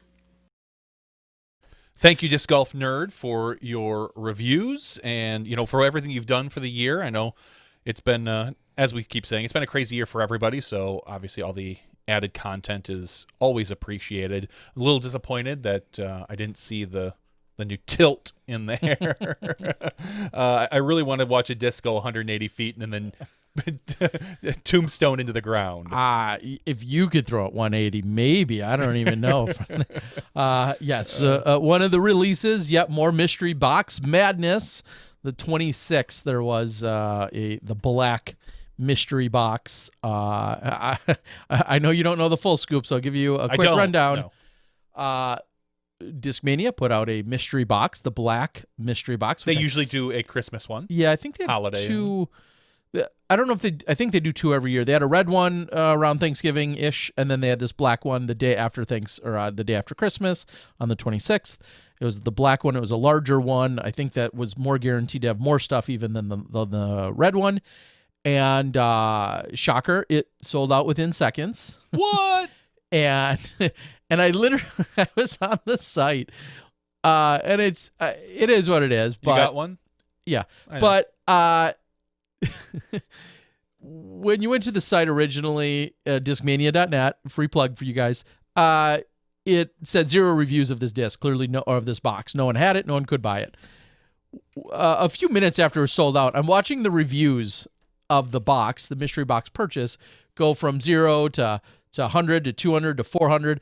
It's probably at 700 or 800 the last time I looked. and it amused me. People voting it, Of course, because they didn't get it. So there were I'm just gonna guess about 500 people that gave it a 1-star review and said this process sucked, you suck, blah blah blah blah blah. I didn't get one is really what they were trying to say. If you want to cut through what they were saying I didn't get one, therefore you and your company suck. Here's your 1-star review. Limit of 1 box. Limit of 1 box. Good for them. And the other 200 reviews were 5 stars. I love you. I got one. To me, it was just hilarious how, it was averaging out to like 1 point. And at that, it was averaging out to probably like 1.5 or 2 stars. That's all besides the point, because they were flowing in like comments on a hot Facebook topic. It literally went from like 0 reviews to 700 views. I feel like in under a half an hour. And it was that was it. There was no 3s. It was a 1, as in I didn't get it and you suck, or a 5, I love you, you're the greatest company ever, I did get it. And did everybody know that the tilt was in there? Yes. Okay. Yes. Which Simon had done a vlog about I saw a preview creating his own disc and what he would want it to be and this and that in turn turned into being the tilt. The tilt then was put together, I believe, in a base level plastic of sorts. And then that is one of the many discs that are included in this box. And so, again, love or hate the company, I don't care. The theatrics of it all after the fact was just genuinely entertaining from my perspective. From my understanding, the tilt is quite possibly the most overstable disc ever made, or along those lines. It sounds like that. That there is exactly probably 3 people in the world that should be trying to throw this disc on for anything other than it like a crazy utility shot, some weird forehand roller, or hey, I need this to skip around the corner and then skip back towards me. It's so I need overstable. A horseshoe disc. Yeah, I need a horseshoe. I need disc. an almost boomerang. That most people probably can't handle this plastic, but I don't mind it. Clearly, I don't mind that the plastic exists. The disc that's fine. Make what people are going to buy and sell. There's a use for every disc you can make. I truly believe that. There's probably a hole at a course within 100 miles of you that you look at any disc and go, I could see using it for that hole. Yeah. Sure. But the odds are you could probably use one of 4 or 5 other discs and it would be just the same. But that this is kind of, I'm going to have to watch Simon's vlogs to find out what his reasoning is on why so overstable. I like if I remember, he just made it sound like he just wanted like the craziest disc. Like it was almost a novelty disc. More than it was like, oh hey, I need this disc in my bag. Yeah. It was let's make a crazy. It's not filling a hole. Correct. Because it's on so far on one side of the spectrum. It's not a hole. It's like it's an edge. And I'll admit, I know Johnny hasn't. I for sure have not also seen the. I think there's a vlog dedicated to Eagle throwing it. Yes. Specifically, I have not seen that. I think I saw a preview of the thumbnail of Eagle looking like and then the tilt. I mean, Chris on the board says that Eagle said he is bagging it this year, and very well could be. Eagle he's also, one of 4 people that should probably throw it for some weird shot or reason. He probably knows the hole on the Pro Tour that he's going to use it for already. He needs it for. Either way, that was a little bit of the fun and/or madness that I saw and to be over fair, the holiday weekend. Eagle gets paid to say he's going to put that in a bag to have a bunch of people buy it. Like there used to be a joke going around way back in the day with Paul Macbeth that if you wanted to sell a disc, just Paul had to say it was in his bag. Whether he ever threw it or not, that's fine. But the minute he said it went in his it's the crate that it went in his bag. The numbers jumped on those discs. So the fact that Eagle probably has a similar, not as much social media pull as Paul, but when it comes to Discmania discs, congratulations, it's in your bag. How many times? Eagle, I know you listen. I want you to bag it all year long, and I want you to keep a tally on how many times you actually throw it. I truly do. I want to know, and where. What was the reason? Crazy headwind. You needed a forehand to skip way to the right or something lunatic. Because Discmania discs aren't exactly known for being understable as it is. They're big arm, big thrower discs. Yeah, which is why I think they'll reach out to me. No? No. Okay. You have short little stubby arms. Okay. You're All like- right. you're like a So T-Rex. I would like to steal from our friends over at discgolf.altworld.com. They do a great job of keeping a running sponsorship tracker, and we realized a year or two ago that it was not worth me keeping a running spreadsheet because they were doing it. I was doing the same thing and I quit. Yeah, exactly. Well, why? I'm not here to reinvent the wheel. A few people that, and I see these all come in throughout the week. So the fact that then they take those things that they also see and then put them in one nice little HTML page thingy majigger, I'm all about. Do you think they took an HTML class for that? Probably intro to HTML. I don't see any blinking, so I don't think they're doing their HTML right. That's true. Because if you didn't have blink, if you didn't program blink tag? the blink tag into your HTML when you were learning how to use it, then you weren't really creating a website. What's the point? You were just throwing random garbage into a a notepad. All right. A digital one. So we talked about Callaway last week. I know we touched on him. I think we also touched on Miles Seaborn extending with Discmania, a couple other ones. No. Miles Seaborn with dynamic discs, not Discmania. Oh, I apologize if I said Discmania. You did. I apologize. But that's okay. Yes, extending with dynamic. Logan Harpool is an extension with dynamic as listed. We still don't know any details about Austin Hannum and any official move. Of plenty of speculation that shall continue, but Guess. no official details there. Andrew Presnell, an extension with Discraft for 1 year, which I'll get through them and then I'll backtrack to another point. So Andrew, Calvin Heimberg. Yep, Presnell we talked about last week, I believe. So Okay. Calvin is the first. Calvin, 1 year extension through 2022. So He was through 2021, extended an additional year through 2022. Mhm. And I know I've been one specifically harping on Innova to say sign the boy. And congratulations, I'm very proud of you. You signed him for another 2. You got him for 2 more years, which is great. And I think that is, Innova probably wanted it longer, and Calvin is playing the short game. So good for him. Jeremy Colling listed.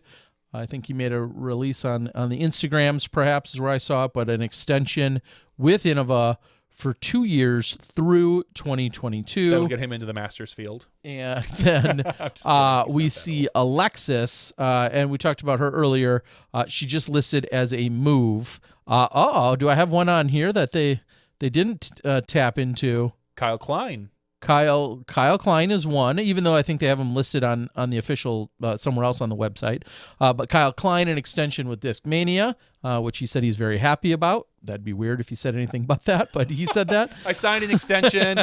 I wasn't happy with the deal, but I took it anyway. I took it anyway. My dad made me. He's my manager, and his dad's a very nice guy who I enjoy talking to. And then also, no, the other one that it didn't hit their sheet here.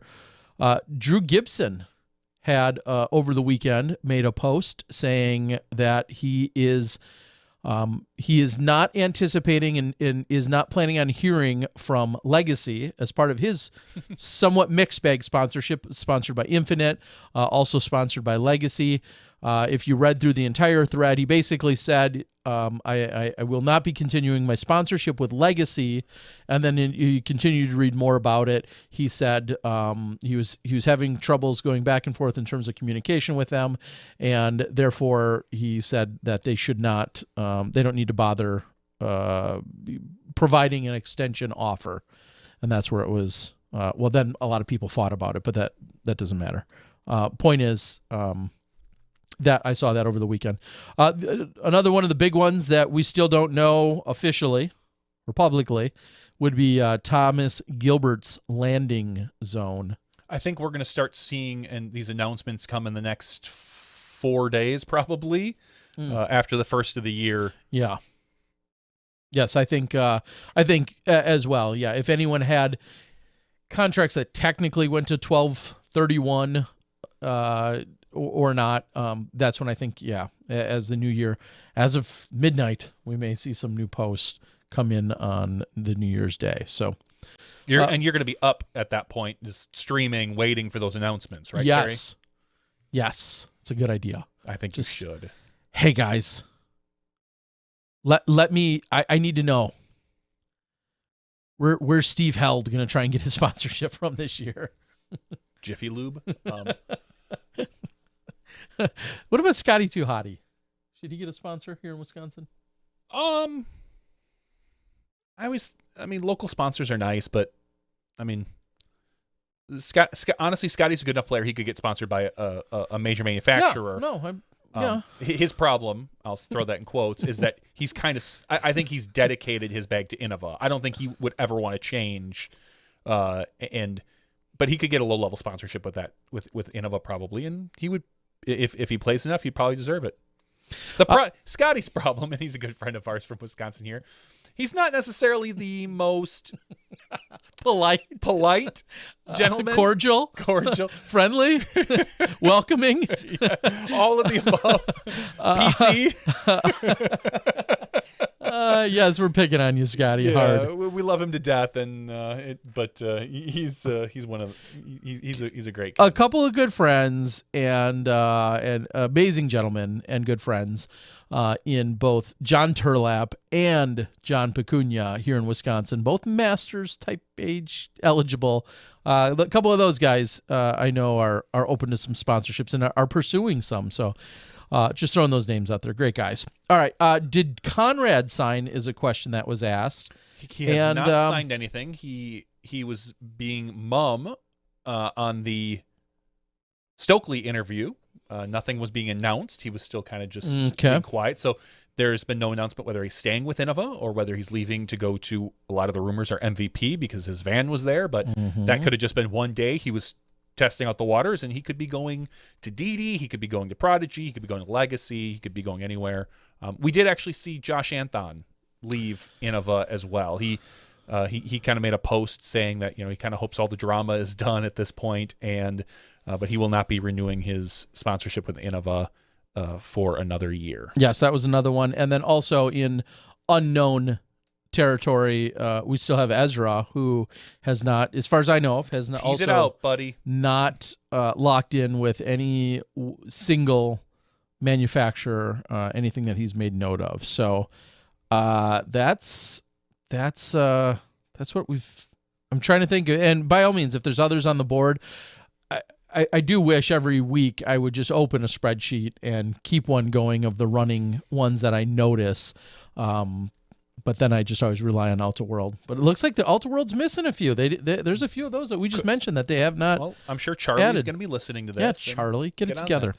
Quick thing about on the PDGA webpage, we see that the 2022 PDGA World Championships invite criteria has been published. That includes the two new formats for 2022, which is the amateur MA1, FA1 only World Championships, and the combined pro and amateur Masters World Championship. So if you are in those divisions or plan to be on those divisions in 2022, go ahead and reach out to the PDGA and take a look at that. There was a bunch of discs that were approved, from two of them from Wild Discs, which I had never heard of, the Orca and the Addicts, and the Interceptor from Mitchell Trubisky from the Bears. Oh, no, sorry, from Elevation Disc Golf. It's a football joke, Terry. I got what you did there. Yeah.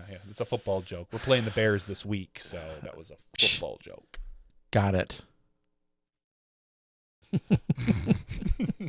Anyway, Chicago currently trying to give away all their best players in Wrigleyville. I hear that.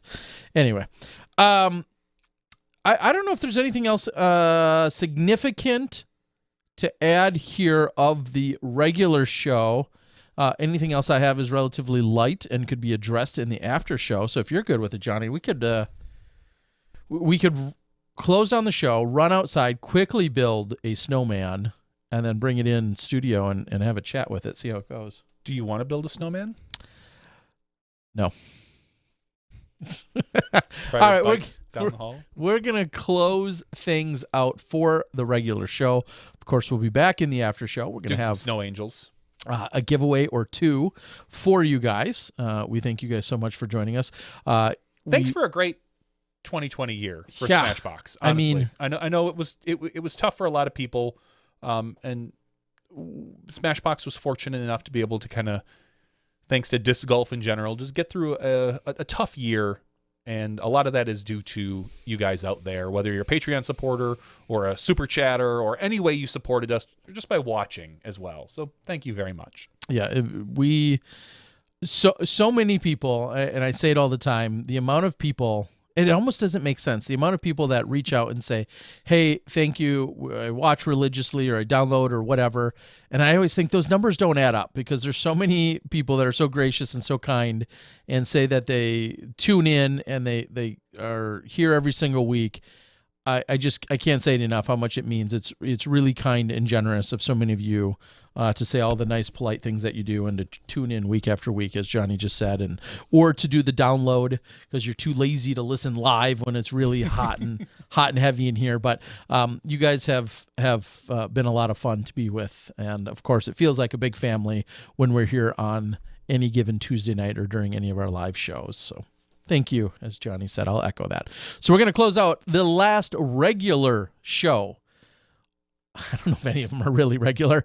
Our last main show of 2020. We got to thank, of course, number 700 in Brian Schweberger. Congrats on that significant milestone, and we look forward to many, many more significant milestones in your disc golf career. You've been such a great friend and supporter of the show, and just an all-around great human, as I said. For Johnny V and myself, Terry Miller, the Disc Golf Guy, this has been Smashbox TV's podcast 330. We'll see you for some giveaways, a little extra action in the after show, so we'll see you then when you step inside the Smashbox. Thank you to our $2 and above patrons. Your name is listed below in the credits. If you are interested in being listed as a producer in the Smashbox TV credits and supporting this and other fine podcasts, please visit patreon.com/SmashBoxTV.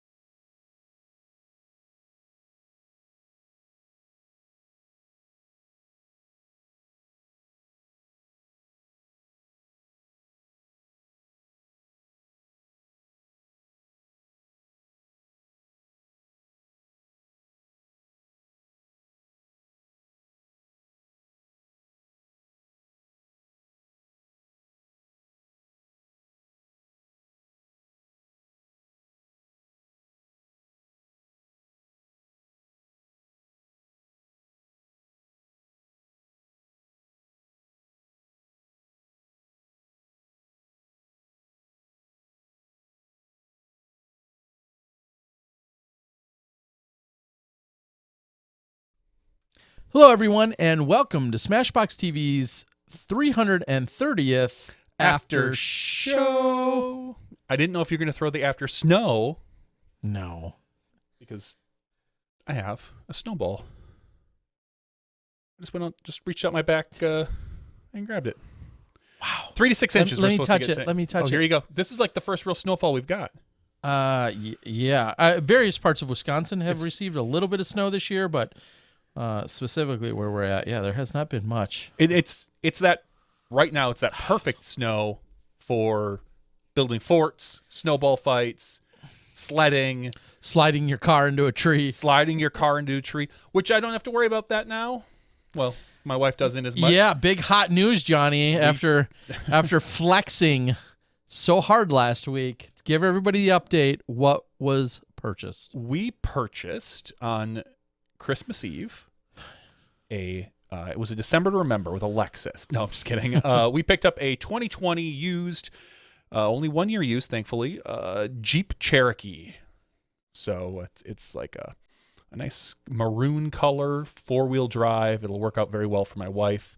I'm still driving a 2009 Honda Fit, but that's Ballin'. Ballin' in the Honda Fit. You know, it does sometimes look like a clown car when I get out of it, but Yeah. I mean, it doesn't help that I'm literally dressed like a clown when I get out of it sometimes. So Yep. With the wig and red nose. Everyone's got to have a side gig. Yep. Yeah. Now tonight would be a great night. Maybe I should go out and drive it around. Should we go drive it around today? Yeah. Just vlog or live stream from in there as we're just ripping around. Yeah, probably not such a good idea. But tomorrow there's even talk of a couple people trying to get together, play a little bit of golf with this fresh snow. And that might not make it nearly as fun. No, probably not. So here's the annual PSA. If you go to any disc golf course and there's even the slightest chance you are going to be the first person or people on the course, do one of two things. Bring a shovel, shovel the tee pads when you get to them, or if you don't want to do that, that's cool. Throw from the side.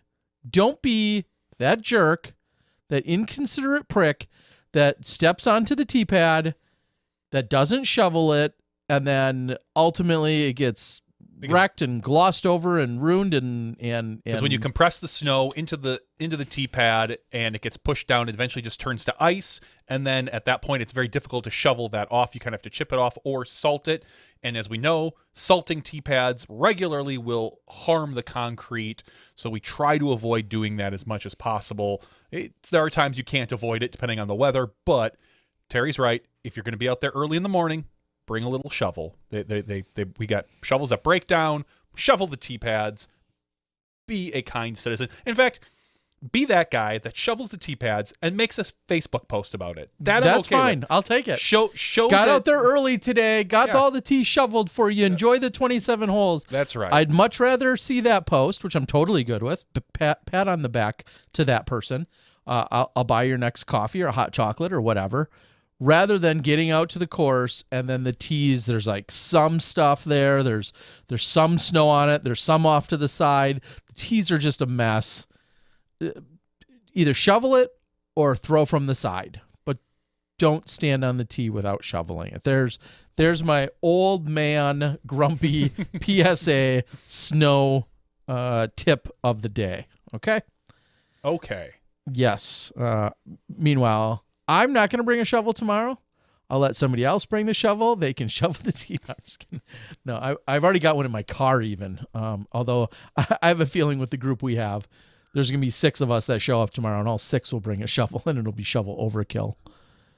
And then you get to smack somebody with a shovel. That'll be fun. All right, so in the after show, as always, not only are we going to have a giveaway, but we love to interact with the YouTube chat board. If you've got stuff to share, you've got questions, clarifications, things that we can possibly discuss, put them out there, or give me something really insightful so I can reword it, make it sound like it's an original thought of my own. And Cody, well, we'll start with Cody as I'm actually I can scroll up even a little more before we get to that.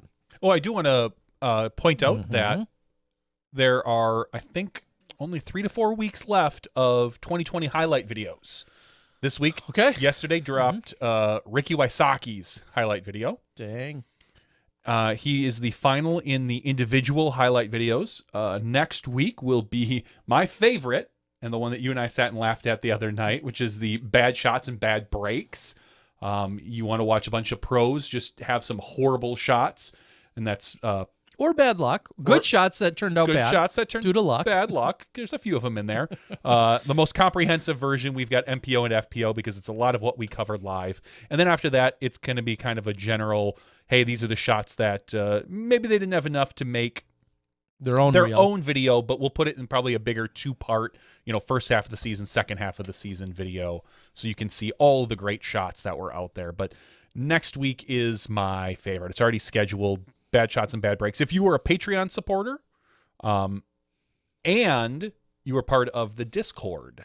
So you had to be both. I put it out on Discord. It was unlisted for a few days, but it now is not available to watch anymore. It is scheduled on YouTube for Monday at 8 a.m., I believe. So be prepared for that. Get the popcorn, get the giggles out, because it is a good time. Okay, check those all out, of course, right here on the SmashBoxxTV YouTubes. Thanks to Johnny for putting those together. And that will lead me to a question that I actually was pondering while driving here tonight. With the idea that there's going to be anywhere from 4 to 6 of us possibly playing golf tomorrow, may or may not turn into doubles. I don't know. It's going to be all fresh snow. It'll be doubles. If it's more than 5, if it's 5 or more. My question would be to you: what would be good to film? Like if I wanted to produce a vlog, is it only entertaining if it's a crazy format? Does there have to be well-known players? I mean, these are going to be our friends, which are locals, which aren't. They're not bad players. They're not bad players. They're they're not on the tour and household names.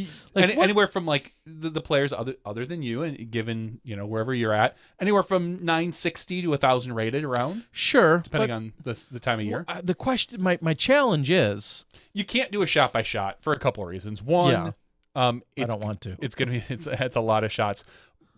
But the thing is, you kind of have to. A fun highlight video or vlog would be fun to do. But even then, you're probably recording most shots to get some of the highlights. You can try to say, oh, he's coming up with an 80-footer, or maybe pick 5 or 6 holes, and maybe holes that, like, I'm thinking you're playing Dretska Winter, I'm assuming. Mm-hmm. The giant downhill hole. That's a fun one. You could kind of talk about it. You could get Steve complaining that it's not a lefty hole, that it's mostly a righty hole. And just in general, maybe some of the more signature holes out there, and just get the shots from people, and maybe even, let them explain why they threw what they threw. Okay, a little tutorial-ish type thing? Maybe a little tutorial. Shot breakdown? You could even do a whole breakdown? A whole breakdown, or break down your hole?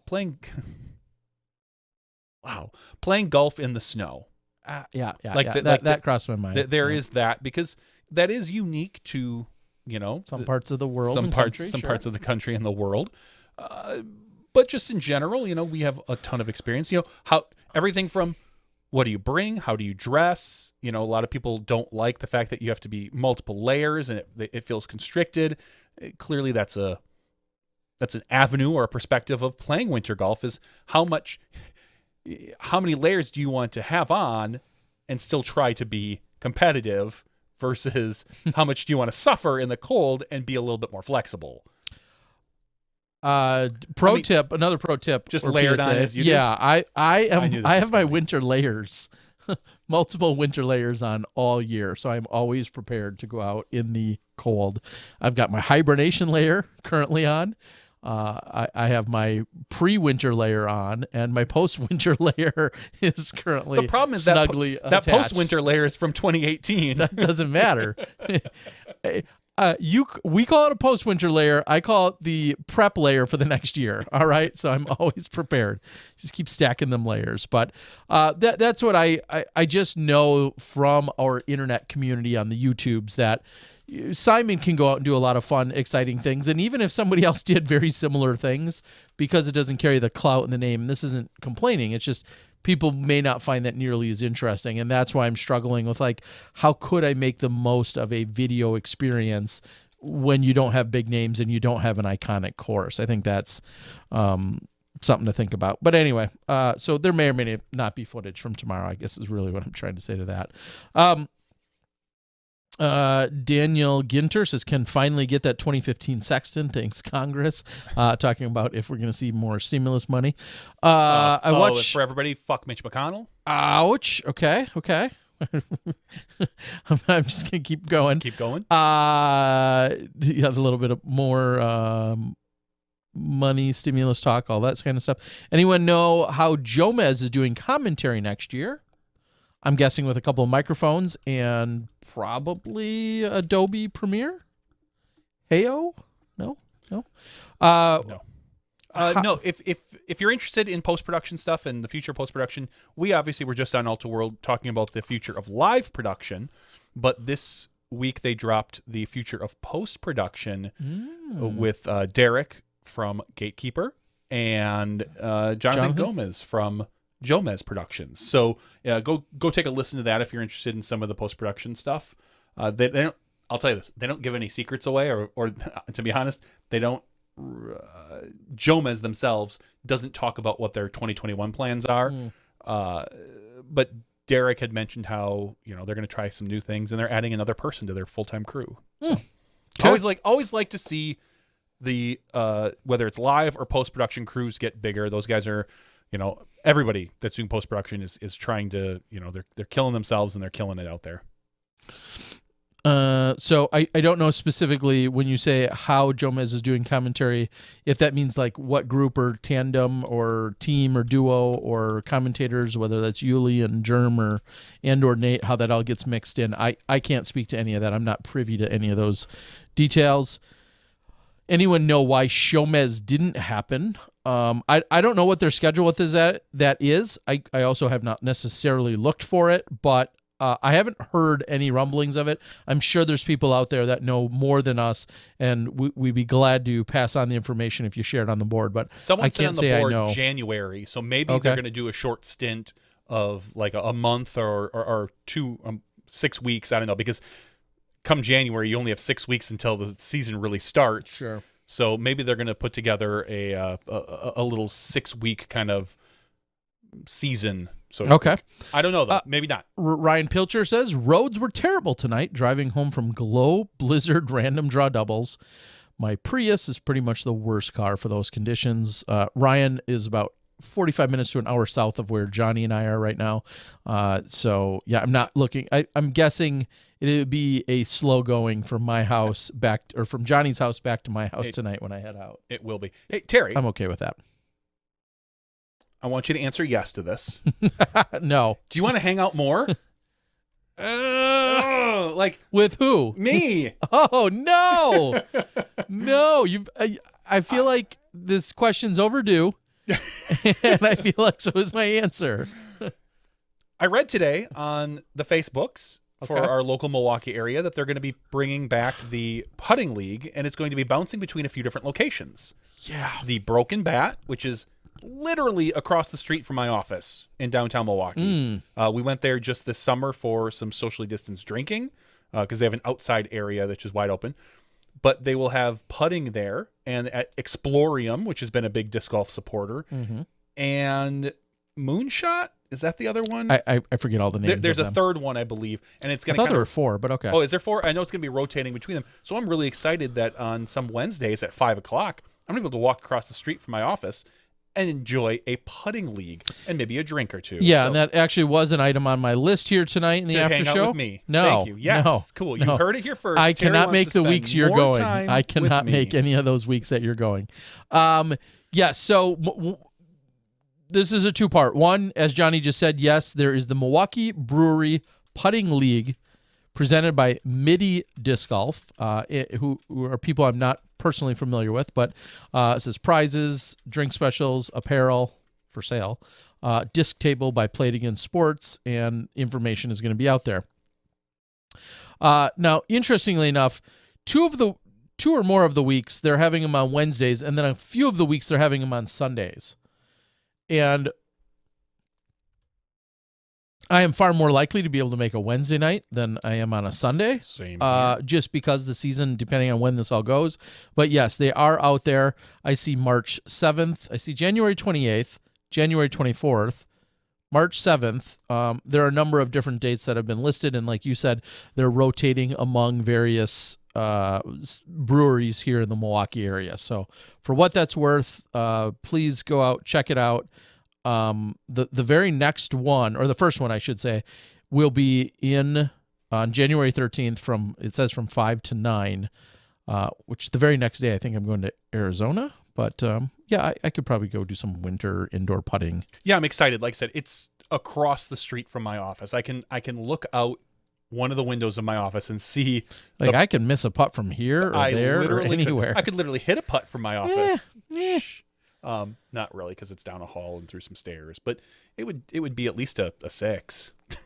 So I'm really excited that Broken Bat is getting into that, because I like the putting leagues. And if you're out there and you're thinking like, God, I got nothing to do during the winter because I live in Snowville, as opposed to living in Sunville, take a look at some of these things. Because right now, I imagine some of these breweries that if they're open in your area are probably, I'm going to use the term in quotes, desperate for people to come in, because there is probably an uncomfortability with some things. And if you can manage to convince them and have a good socially distanced putting league, I think that could be a lot of fun. Yeah, and this all kind of goes hand in hand with the fact that Johnny and I have participated in a marksman league locally for the last couple of years. A fellow golfer, Josh E., has put on, and Josh had announced a few months ago that, or a few weeks ago at least, that he was not planning on doing it this year due to COVID and whatnot. And I totally understand and can respect all of that. So I guess my question to you tonight, and I'd love for you guys to answer on the board, is,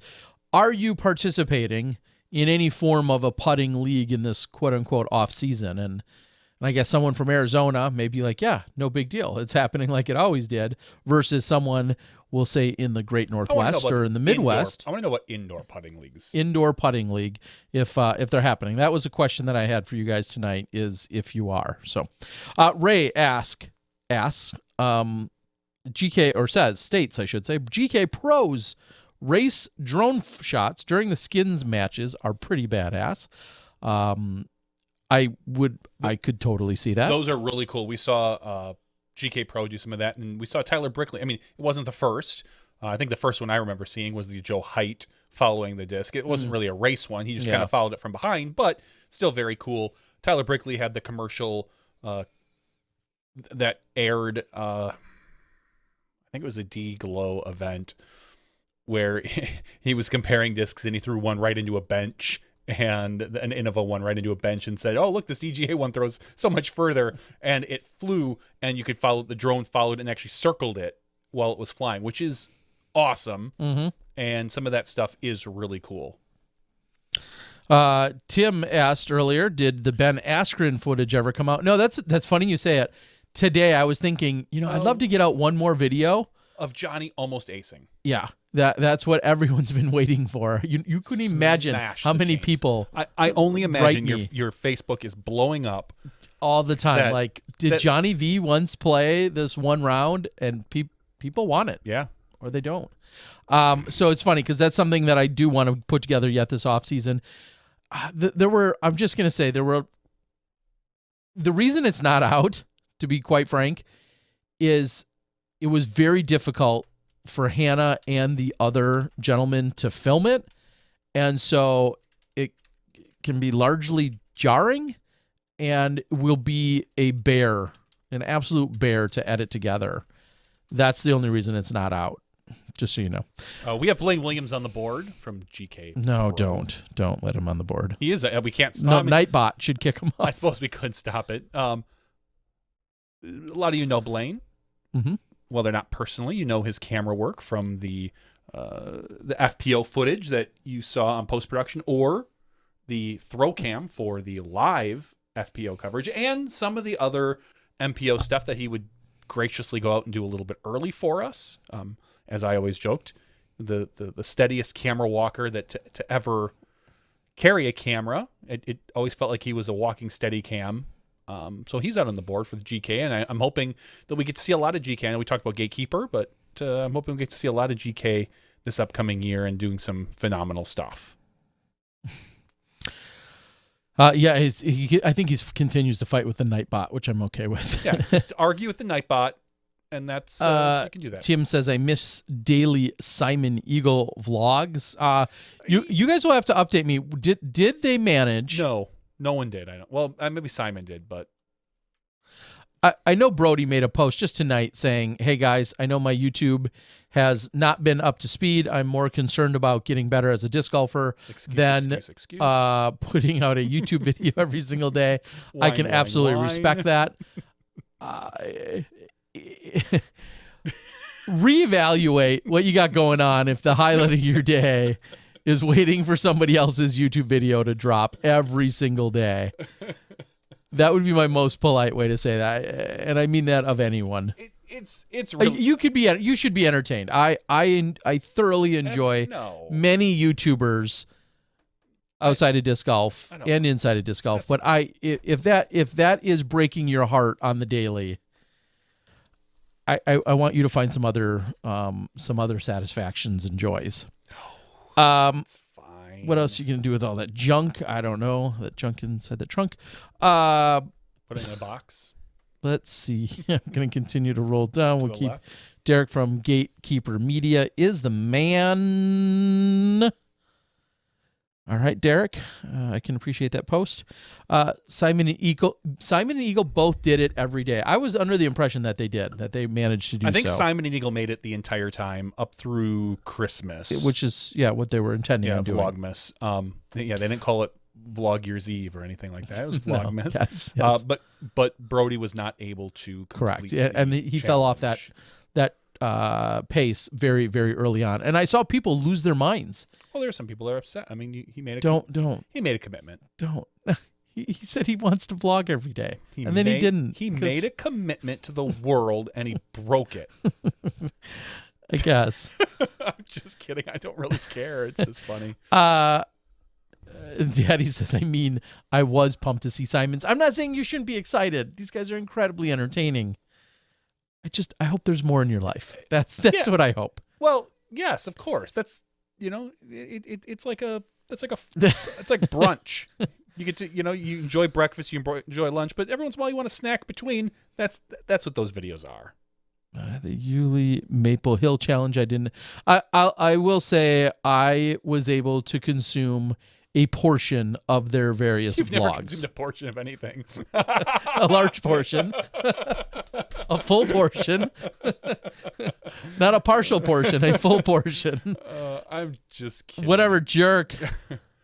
Blaine says, make me a moderator, not in your wildest. Oh, Blaine, I don't think so. I wonder if some people's trick shot about. Okay, so Blaine shows up on the board one day and he's demanding moderator. No kidding. So this has gone on too long. The one thing that should have been talked about in the regular show that we missed out on is the gentleman. I apologize right off the bat. I'm sure you guys know what I'm going to say. Is the gentleman that got 4 aces? Got 4 aces in one round. And I don't even want to guess his name was Scott. It was Scott. Was it? Great, Scott. The question is, where can I find this write-up? Was it on PDGA as well? It's on UDisc. Oh, UDisc. So I knew somebody. It was Scott Walsh. I knew somebody did some journalistic. From Maine. And a Mainer. Well, quickly. Before Sunday, Mainer Scott Walsh had gone 2 years without an ace, which isn't that long, depending on the course you're playing. And I believe... so he aces 4 times. The first one. The first one was 342 feet. That's a solid ace. Like, regardless of what happens. Uphill, downhill, wide open, or heavily treed, doesn't matter. Don't care. 342. Yeah, legit. Second hole he aced was 150 feet. Okay. Shorter. That's a little shorter. That's short, Whatever. But it's an ace. Yep. His third ace, 162 feet. Another shorty, but that's still you have 3 aces. I don't give an F what you say. Oh God, I don't know. Yeah, I got a turkey today of aces. Yeah. And then his fourth ace was 178 feet. Another solid. Again, on the shorter side, but I don't care. No, if there's a tee and a pin, and you're throwing from one spot to another, and you're getting it in, count it. I don't care if it's a tee to pin. If you throw in 178 foot, 162 foot, and 150 foot shot, regardless of where you are on the course, I'm making everyone on that card buy me lunch. Yeah, like that's the minimum that I'm doing. Plus, I'm taking $5 a piece from them probably. Yep. So congratulations to Scott. Honestly, that's pretty awesome. 4 Very aces cool. in one. Now, I think the full story also was the fact that he was playing Cali, as it's referred to. He was playing Cali, So 2 of the aces were his first shot, and then the other 2 aces were his quote-unquote Cali shot. And for those who may not know, typically when you're playing Cali in terms of doubles, it's usually when it'd be weird if there's not. There's usually an odd man out, and that person gets 1 extra throw per hole. And there's variations to this. There's sometimes where people say you get 1 extra throw per lie, 1 extra throw per hole, blah, blah, blah, whatever. But the way we've referred to it forever within Wisconsin is you get 1 extra throw per hole while playing, quote unquote, while you're Cali. And so in theory, and I don't know if this is exactly what happened or not, but on 2 of the holes, he threw his first shot. It didn't go in. Maybe he was really close. Maybe he was under the basket. I would assume he'd at least be close on holes of that length. And then thought, hey, I can be aggressive and throw a second shot. And therefore aced on those. So that's how I believe the story went. Obviously, if you want to go to UDisc's blog and read about it, there's also an interview that they link to on YouTube. The crime of this is that he only pocketed a $41 ace pool. Ouch. I hope that he was playing 51 at some point. And even if you only pay out on the 2 first shots, I don't know, but that has to. That's brutal. $41. Just a $41 ace. Just a $41 ace. You got to assume, though. And he did win the doubles by 3 strokes. You have to assume that on a course of that, it seemingly has holes of that length, that's probably why an ace pool doesn't necessarily generate to a high degree. So the fact that there was just $41 may not surprise. It doesn't say if he split anywhere with ace with an even ace. if he had to, he'd get 4/5. 4/5 of it. Like a lot of times you split with someone and you're like, oh, I only get half, or I got 2 in a round, I get 2/3 of it, but he'd get 4/5 of the ace pool. And at that point, the other a-hole should just be like, dude, you get it all. Take it. You earned it. That's how that should go. So congratulations. Yeah, just absolutely incredible. Scott Walsh, big shout out.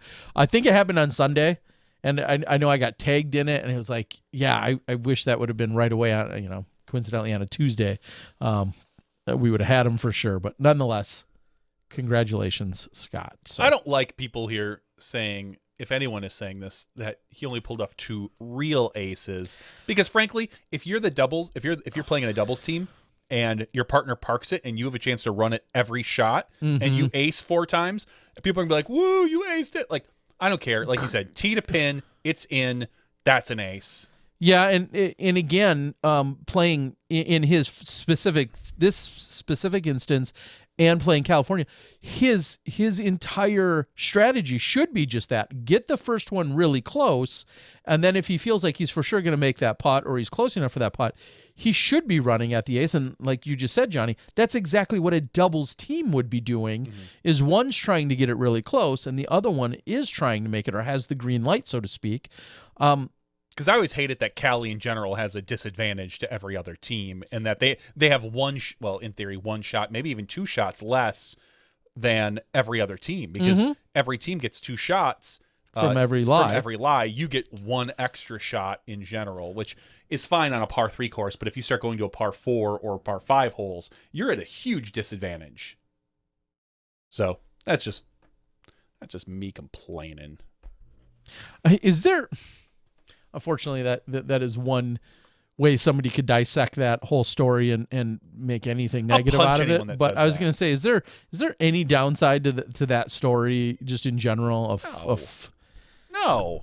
I'll dig for one. Could someone? Because was it just last week we talked about how once in 20,000 holes there's a hole in one in golf, 3,000 or something like that. And here we have one guy getting 4 hole-in-ones in a single round. If someone who's not knowledgeable hears of that, thinks you guys, are you playing mini golf? Like, that's just a joke. Somebody could take it out of context that way, right? Sure, you could twist it. Someone could argue like, oh, look how easy that sport is. Someone got 4 hole-in-ones, So who cares if this Kevin Jones guy throws a hole-in-one and falls down? Like, if you don't understand the style of the course. I could see how someone would look at that in a negative connotation, but I don't know. Again, I'll punch that person too. Yeah. John, what's more violent, your punch or Hawaiian punch? Because I feel like my punch. No, I Do you know don't how know. long my arms are? I don't know. I think I would give it to Hawaiian punch. I feel like there's a don't little think more so. tenacity and I don't think so. You've never seen me. We've known each other since we were, what, 14? You've never seen me punch anybody.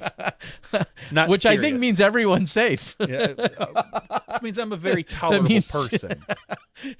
But you wouldn't want to see me punch anybody. No, I'm scared. The one person I ever punched in my life, I knocked him down. Well, yeah. What was her name? You big jerk. Josh Hermanson. Your daughter doesn't count. Who you know probably from when we were middle school. Good. And he was half your height at that time. No. He's a quarter of your height now. He's probably true. He's a short Oh, guy. my gosh. a You jerk. should not feel good about this. And It was like 6th or 7th grade. so again, congratulations. Very, very cool story. And I think I maybe touched on it last week, but it's worth repeating. Jarrah Sweeten in Australia had done a fundraiser. I think it was around $1,700. At first he was trying to get to $500. Maybe it was to $1,000. It doesn't matter. He ended at around $1,700 that he was raising for cancer research and such. And so just a huge shout out over there in Australia. I think maybe I did mention that last week, but I'm good with mentioning it a second time. Hey, Johnny, so go ahead. We just got done with Christmas. Mm-hmm. Did you get anything Yes. disc golf related for Christmas? Anything you can use for disc golf at all? And Technically, yes. feel free to stretch. One of the specific items that I get every single year from my father is a pack. It's not a compliment. We know that. That's right.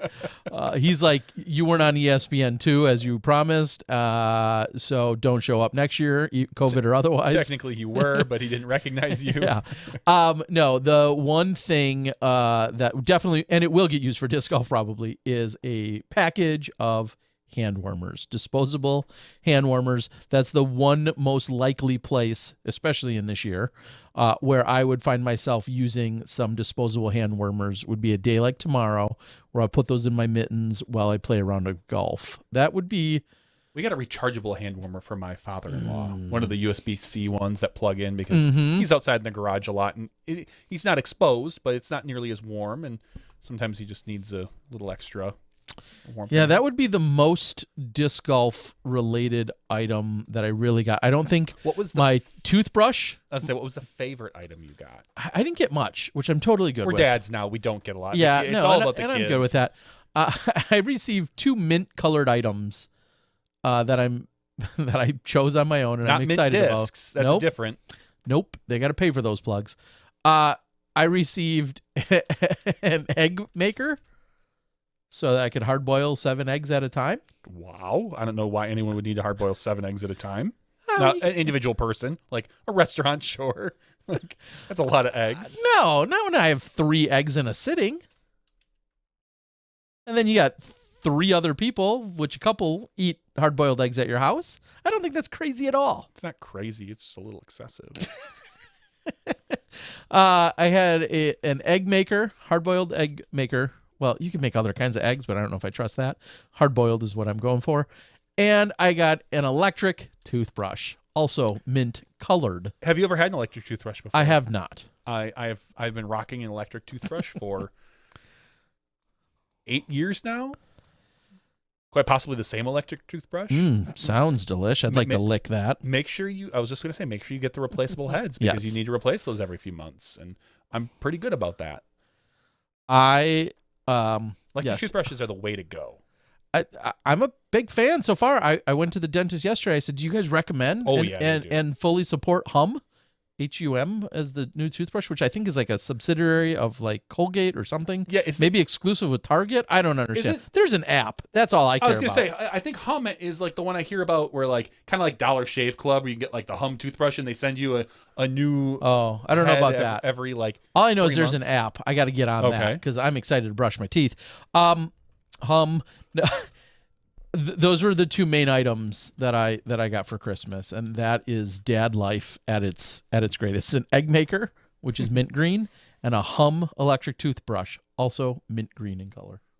Okay, that's good. Sounds Life doesn't get any better, folks. No, it sounds like you're living the high life. That is, I'm good. I'm so good with that. And Doc Zen said Terry got a gas card from his family, telling him to get back on the road. You're not far off, probably. No, I'll be back on the road soon. A couple trips to Arizona coming up. Some fresh, hot footage coming to you guys in the next few weeks. Ooh, I'm going to excited. the great state of Minnesota in like 3 days. Get some great footage there. Yeah, it's gonna be. Johnny, did you get anything exciting for Christmas? Spill it. I got a nice pair of socks. I think the Darn Tough socks, which Darn Tough. Very Previous sponsor, the Disc Golf Pro Tour. very good socks. Darn Tough. I got a nice like shirt that my wife got me, kind of like a long sleeve, not quite a sweater, but that type of it's somewhere over there. But just a very nice, classy looking shirt. Just trying to class up the joint a bit. I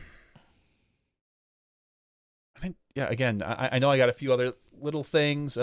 My in-laws always get me puzzle books because it's like the thing I like to do before bed. I'll do like a crossword puzzle or logic puzzle or something like that. It's one of those relaxing, hey, I'm gonna just kind of chill out and do this before bed and away from a screen. And my wife got me a T-shirt that has all of the What We Do in the Shadows names on it, kind of like the Helvetica. Are you familiar with the names on a shirt that people put, like the Beatles or? Oh, so like substituting out. Like using like a Beatles type font to then say Van Derzen's? It's Helvetica. It kind of looks, it's basically the names all stacked up. Oh. And it looks just like this, except it has it has the What We Do in the Shadows people. It says like Nadia, Nandor, Colin, one other person at the very bottom. It says, but not you, Guillermo, which if you watch What We Do in the Shadows, it's a very, very apt reference that my wife and I enjoy watching. It's a very funny show. It's one of my favorite TV shows that's out there.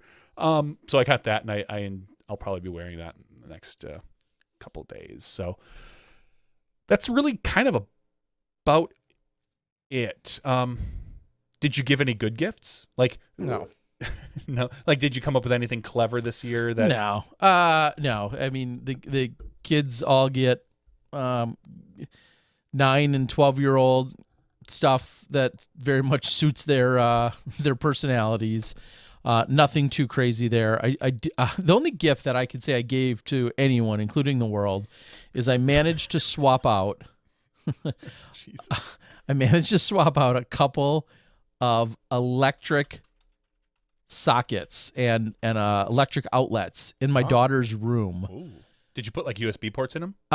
No, but I do have one of those yet. And I managed to do that without electrocuting myself. So having my kids hand me screwdrivers and do those types of things without watching their daddy fry on their bedroom floor, that in some weird way is probably a low-key gift to them. I managed to swap out a few electrical outlets without electrocuting myself.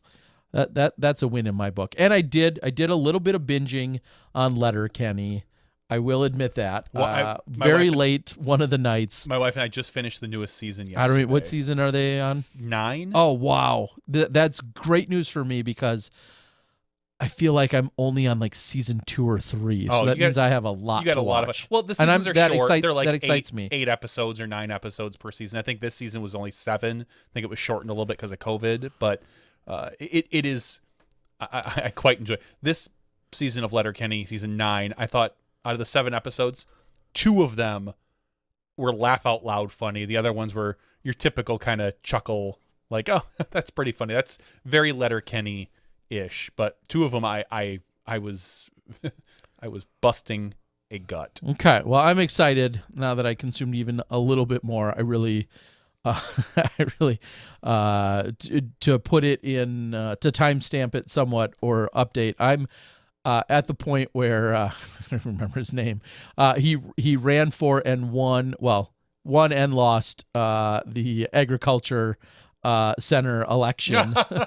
I think that was one of the last episodes. So wherever that places me, that's about he lost where I to am. McMurray. Yeah, it was that was entertaining, and I managed to solo consume a half dozen of those episodes one of the nights. So that was good. My wife and I have been watching. We got through the first season of Castle Rock, which is on Hulu. It's Stephen King universe. So I'm not extremely familiar with Stephen King books. Like I kind of know the ones that I feel like everybody knows, like Carrie, Pet Sematary, It, just things that you watched growing up, really. Because I don't think I've ever read it.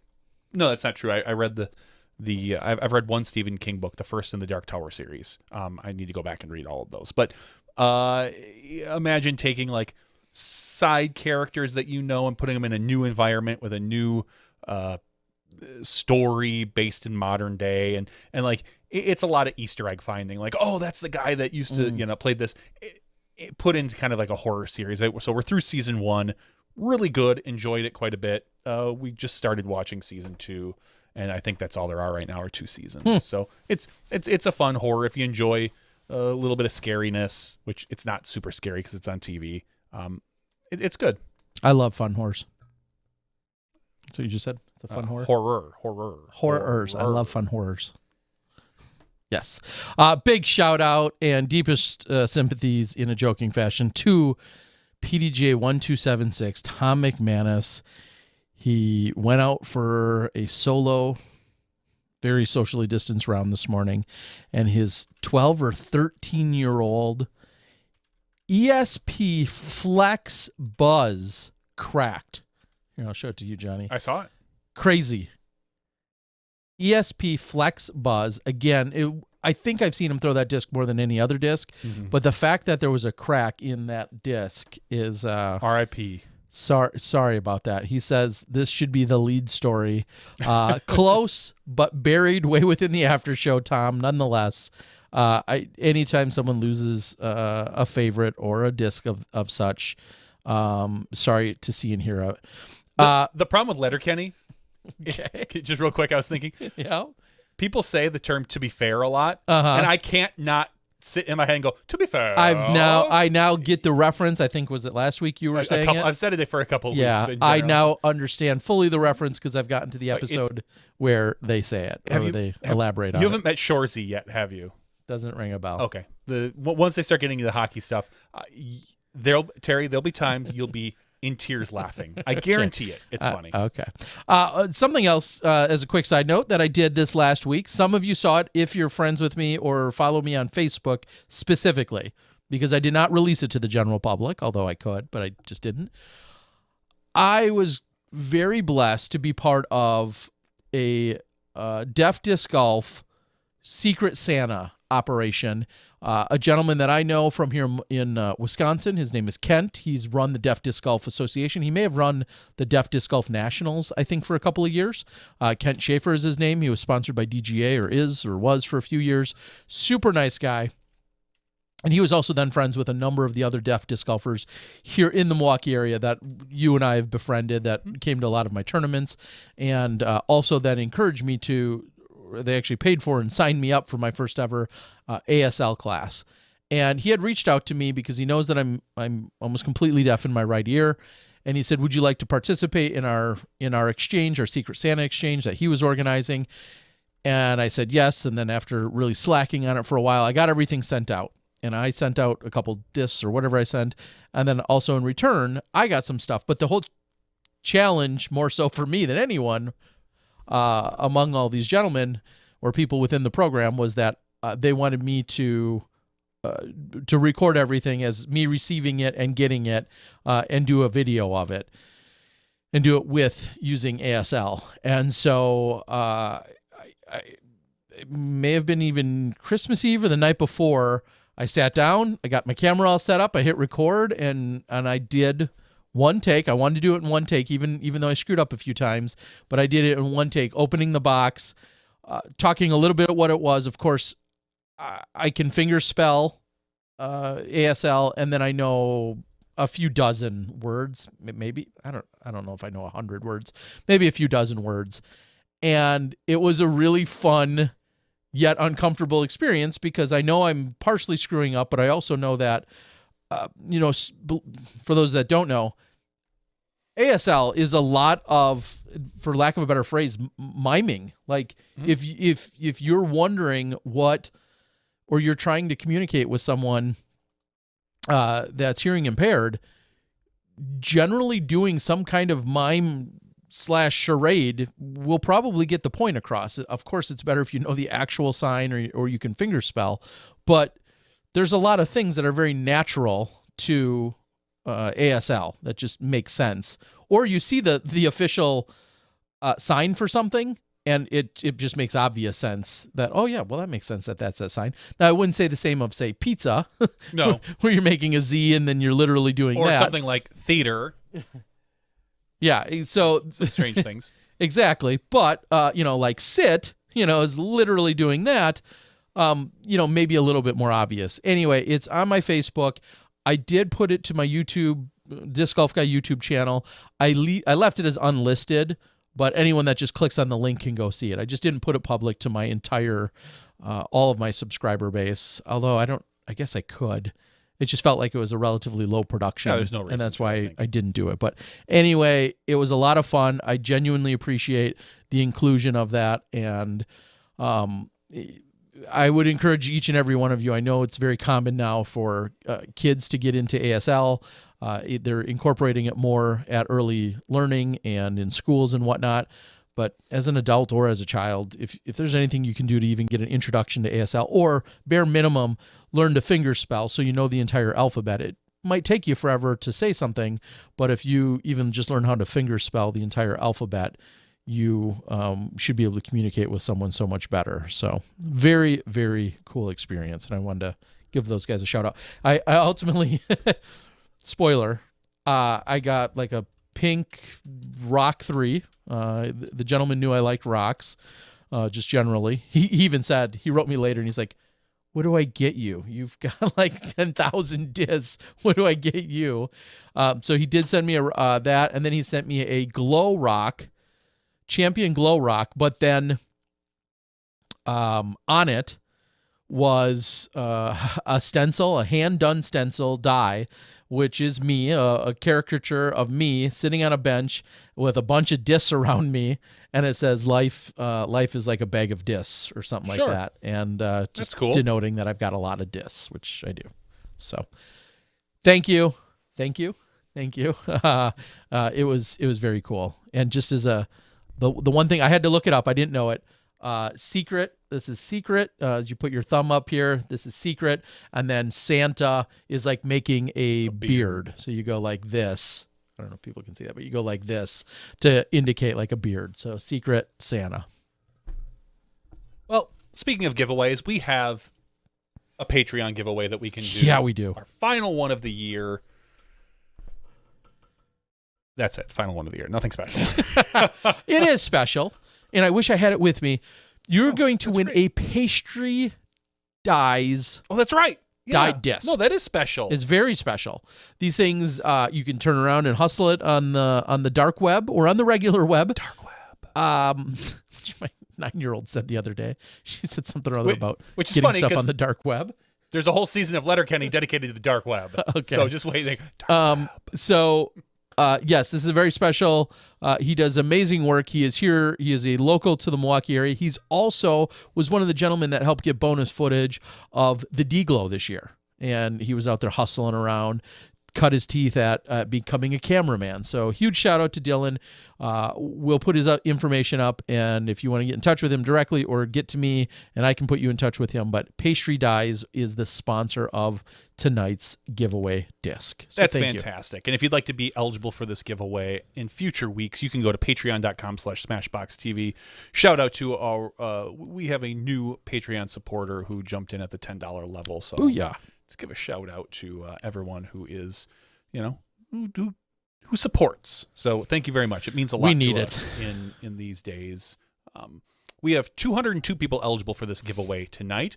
That includes the people from the website that I copied and pasted in. And tonight I sorted it by amount that they have patronized. So it starts at 1 and goes down to 10, and then our extra people are at the bottom. So Gordon, Lucas, and Robert, who signed up through the website, you are on there as well.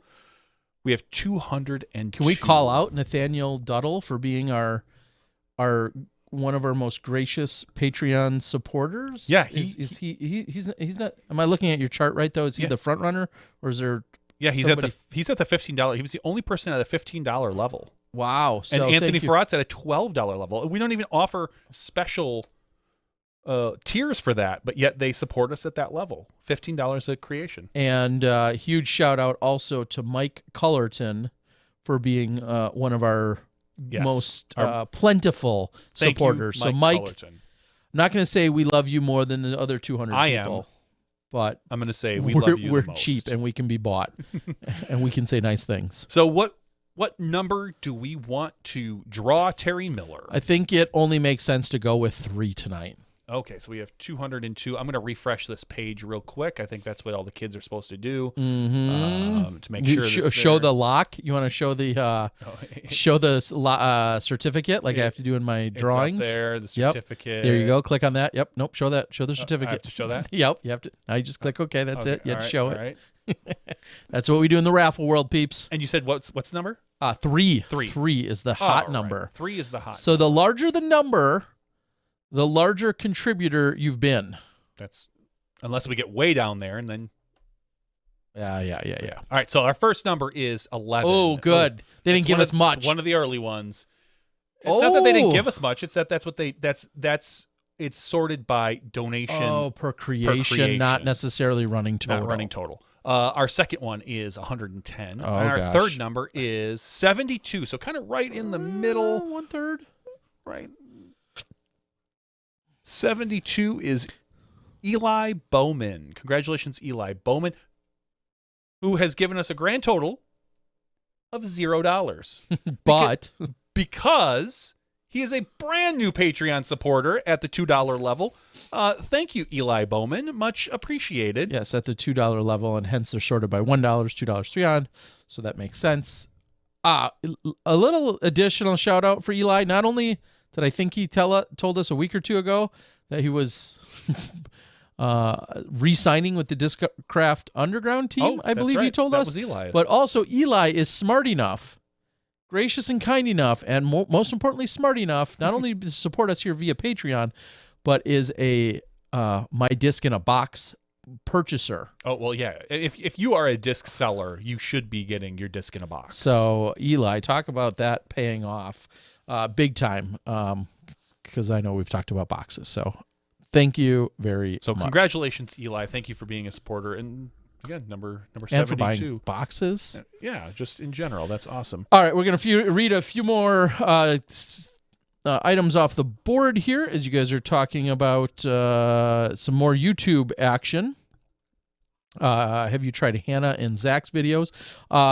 Zach, who previously was part of Foundation, and then there was a separation, and I think he physically moved also to Texas. Maybe I saw that he had come out with a video. Him and his wife had recently come out with a video. I don't know their schedule or their posting schedule or any of that, but I know that they recently had posted a video where they were throwing only drivers. Even on a really short course. So I saw that was posted. So of course, check them out. Disc Golf Nerd's not a big fan of Austin Hannum's hot takes.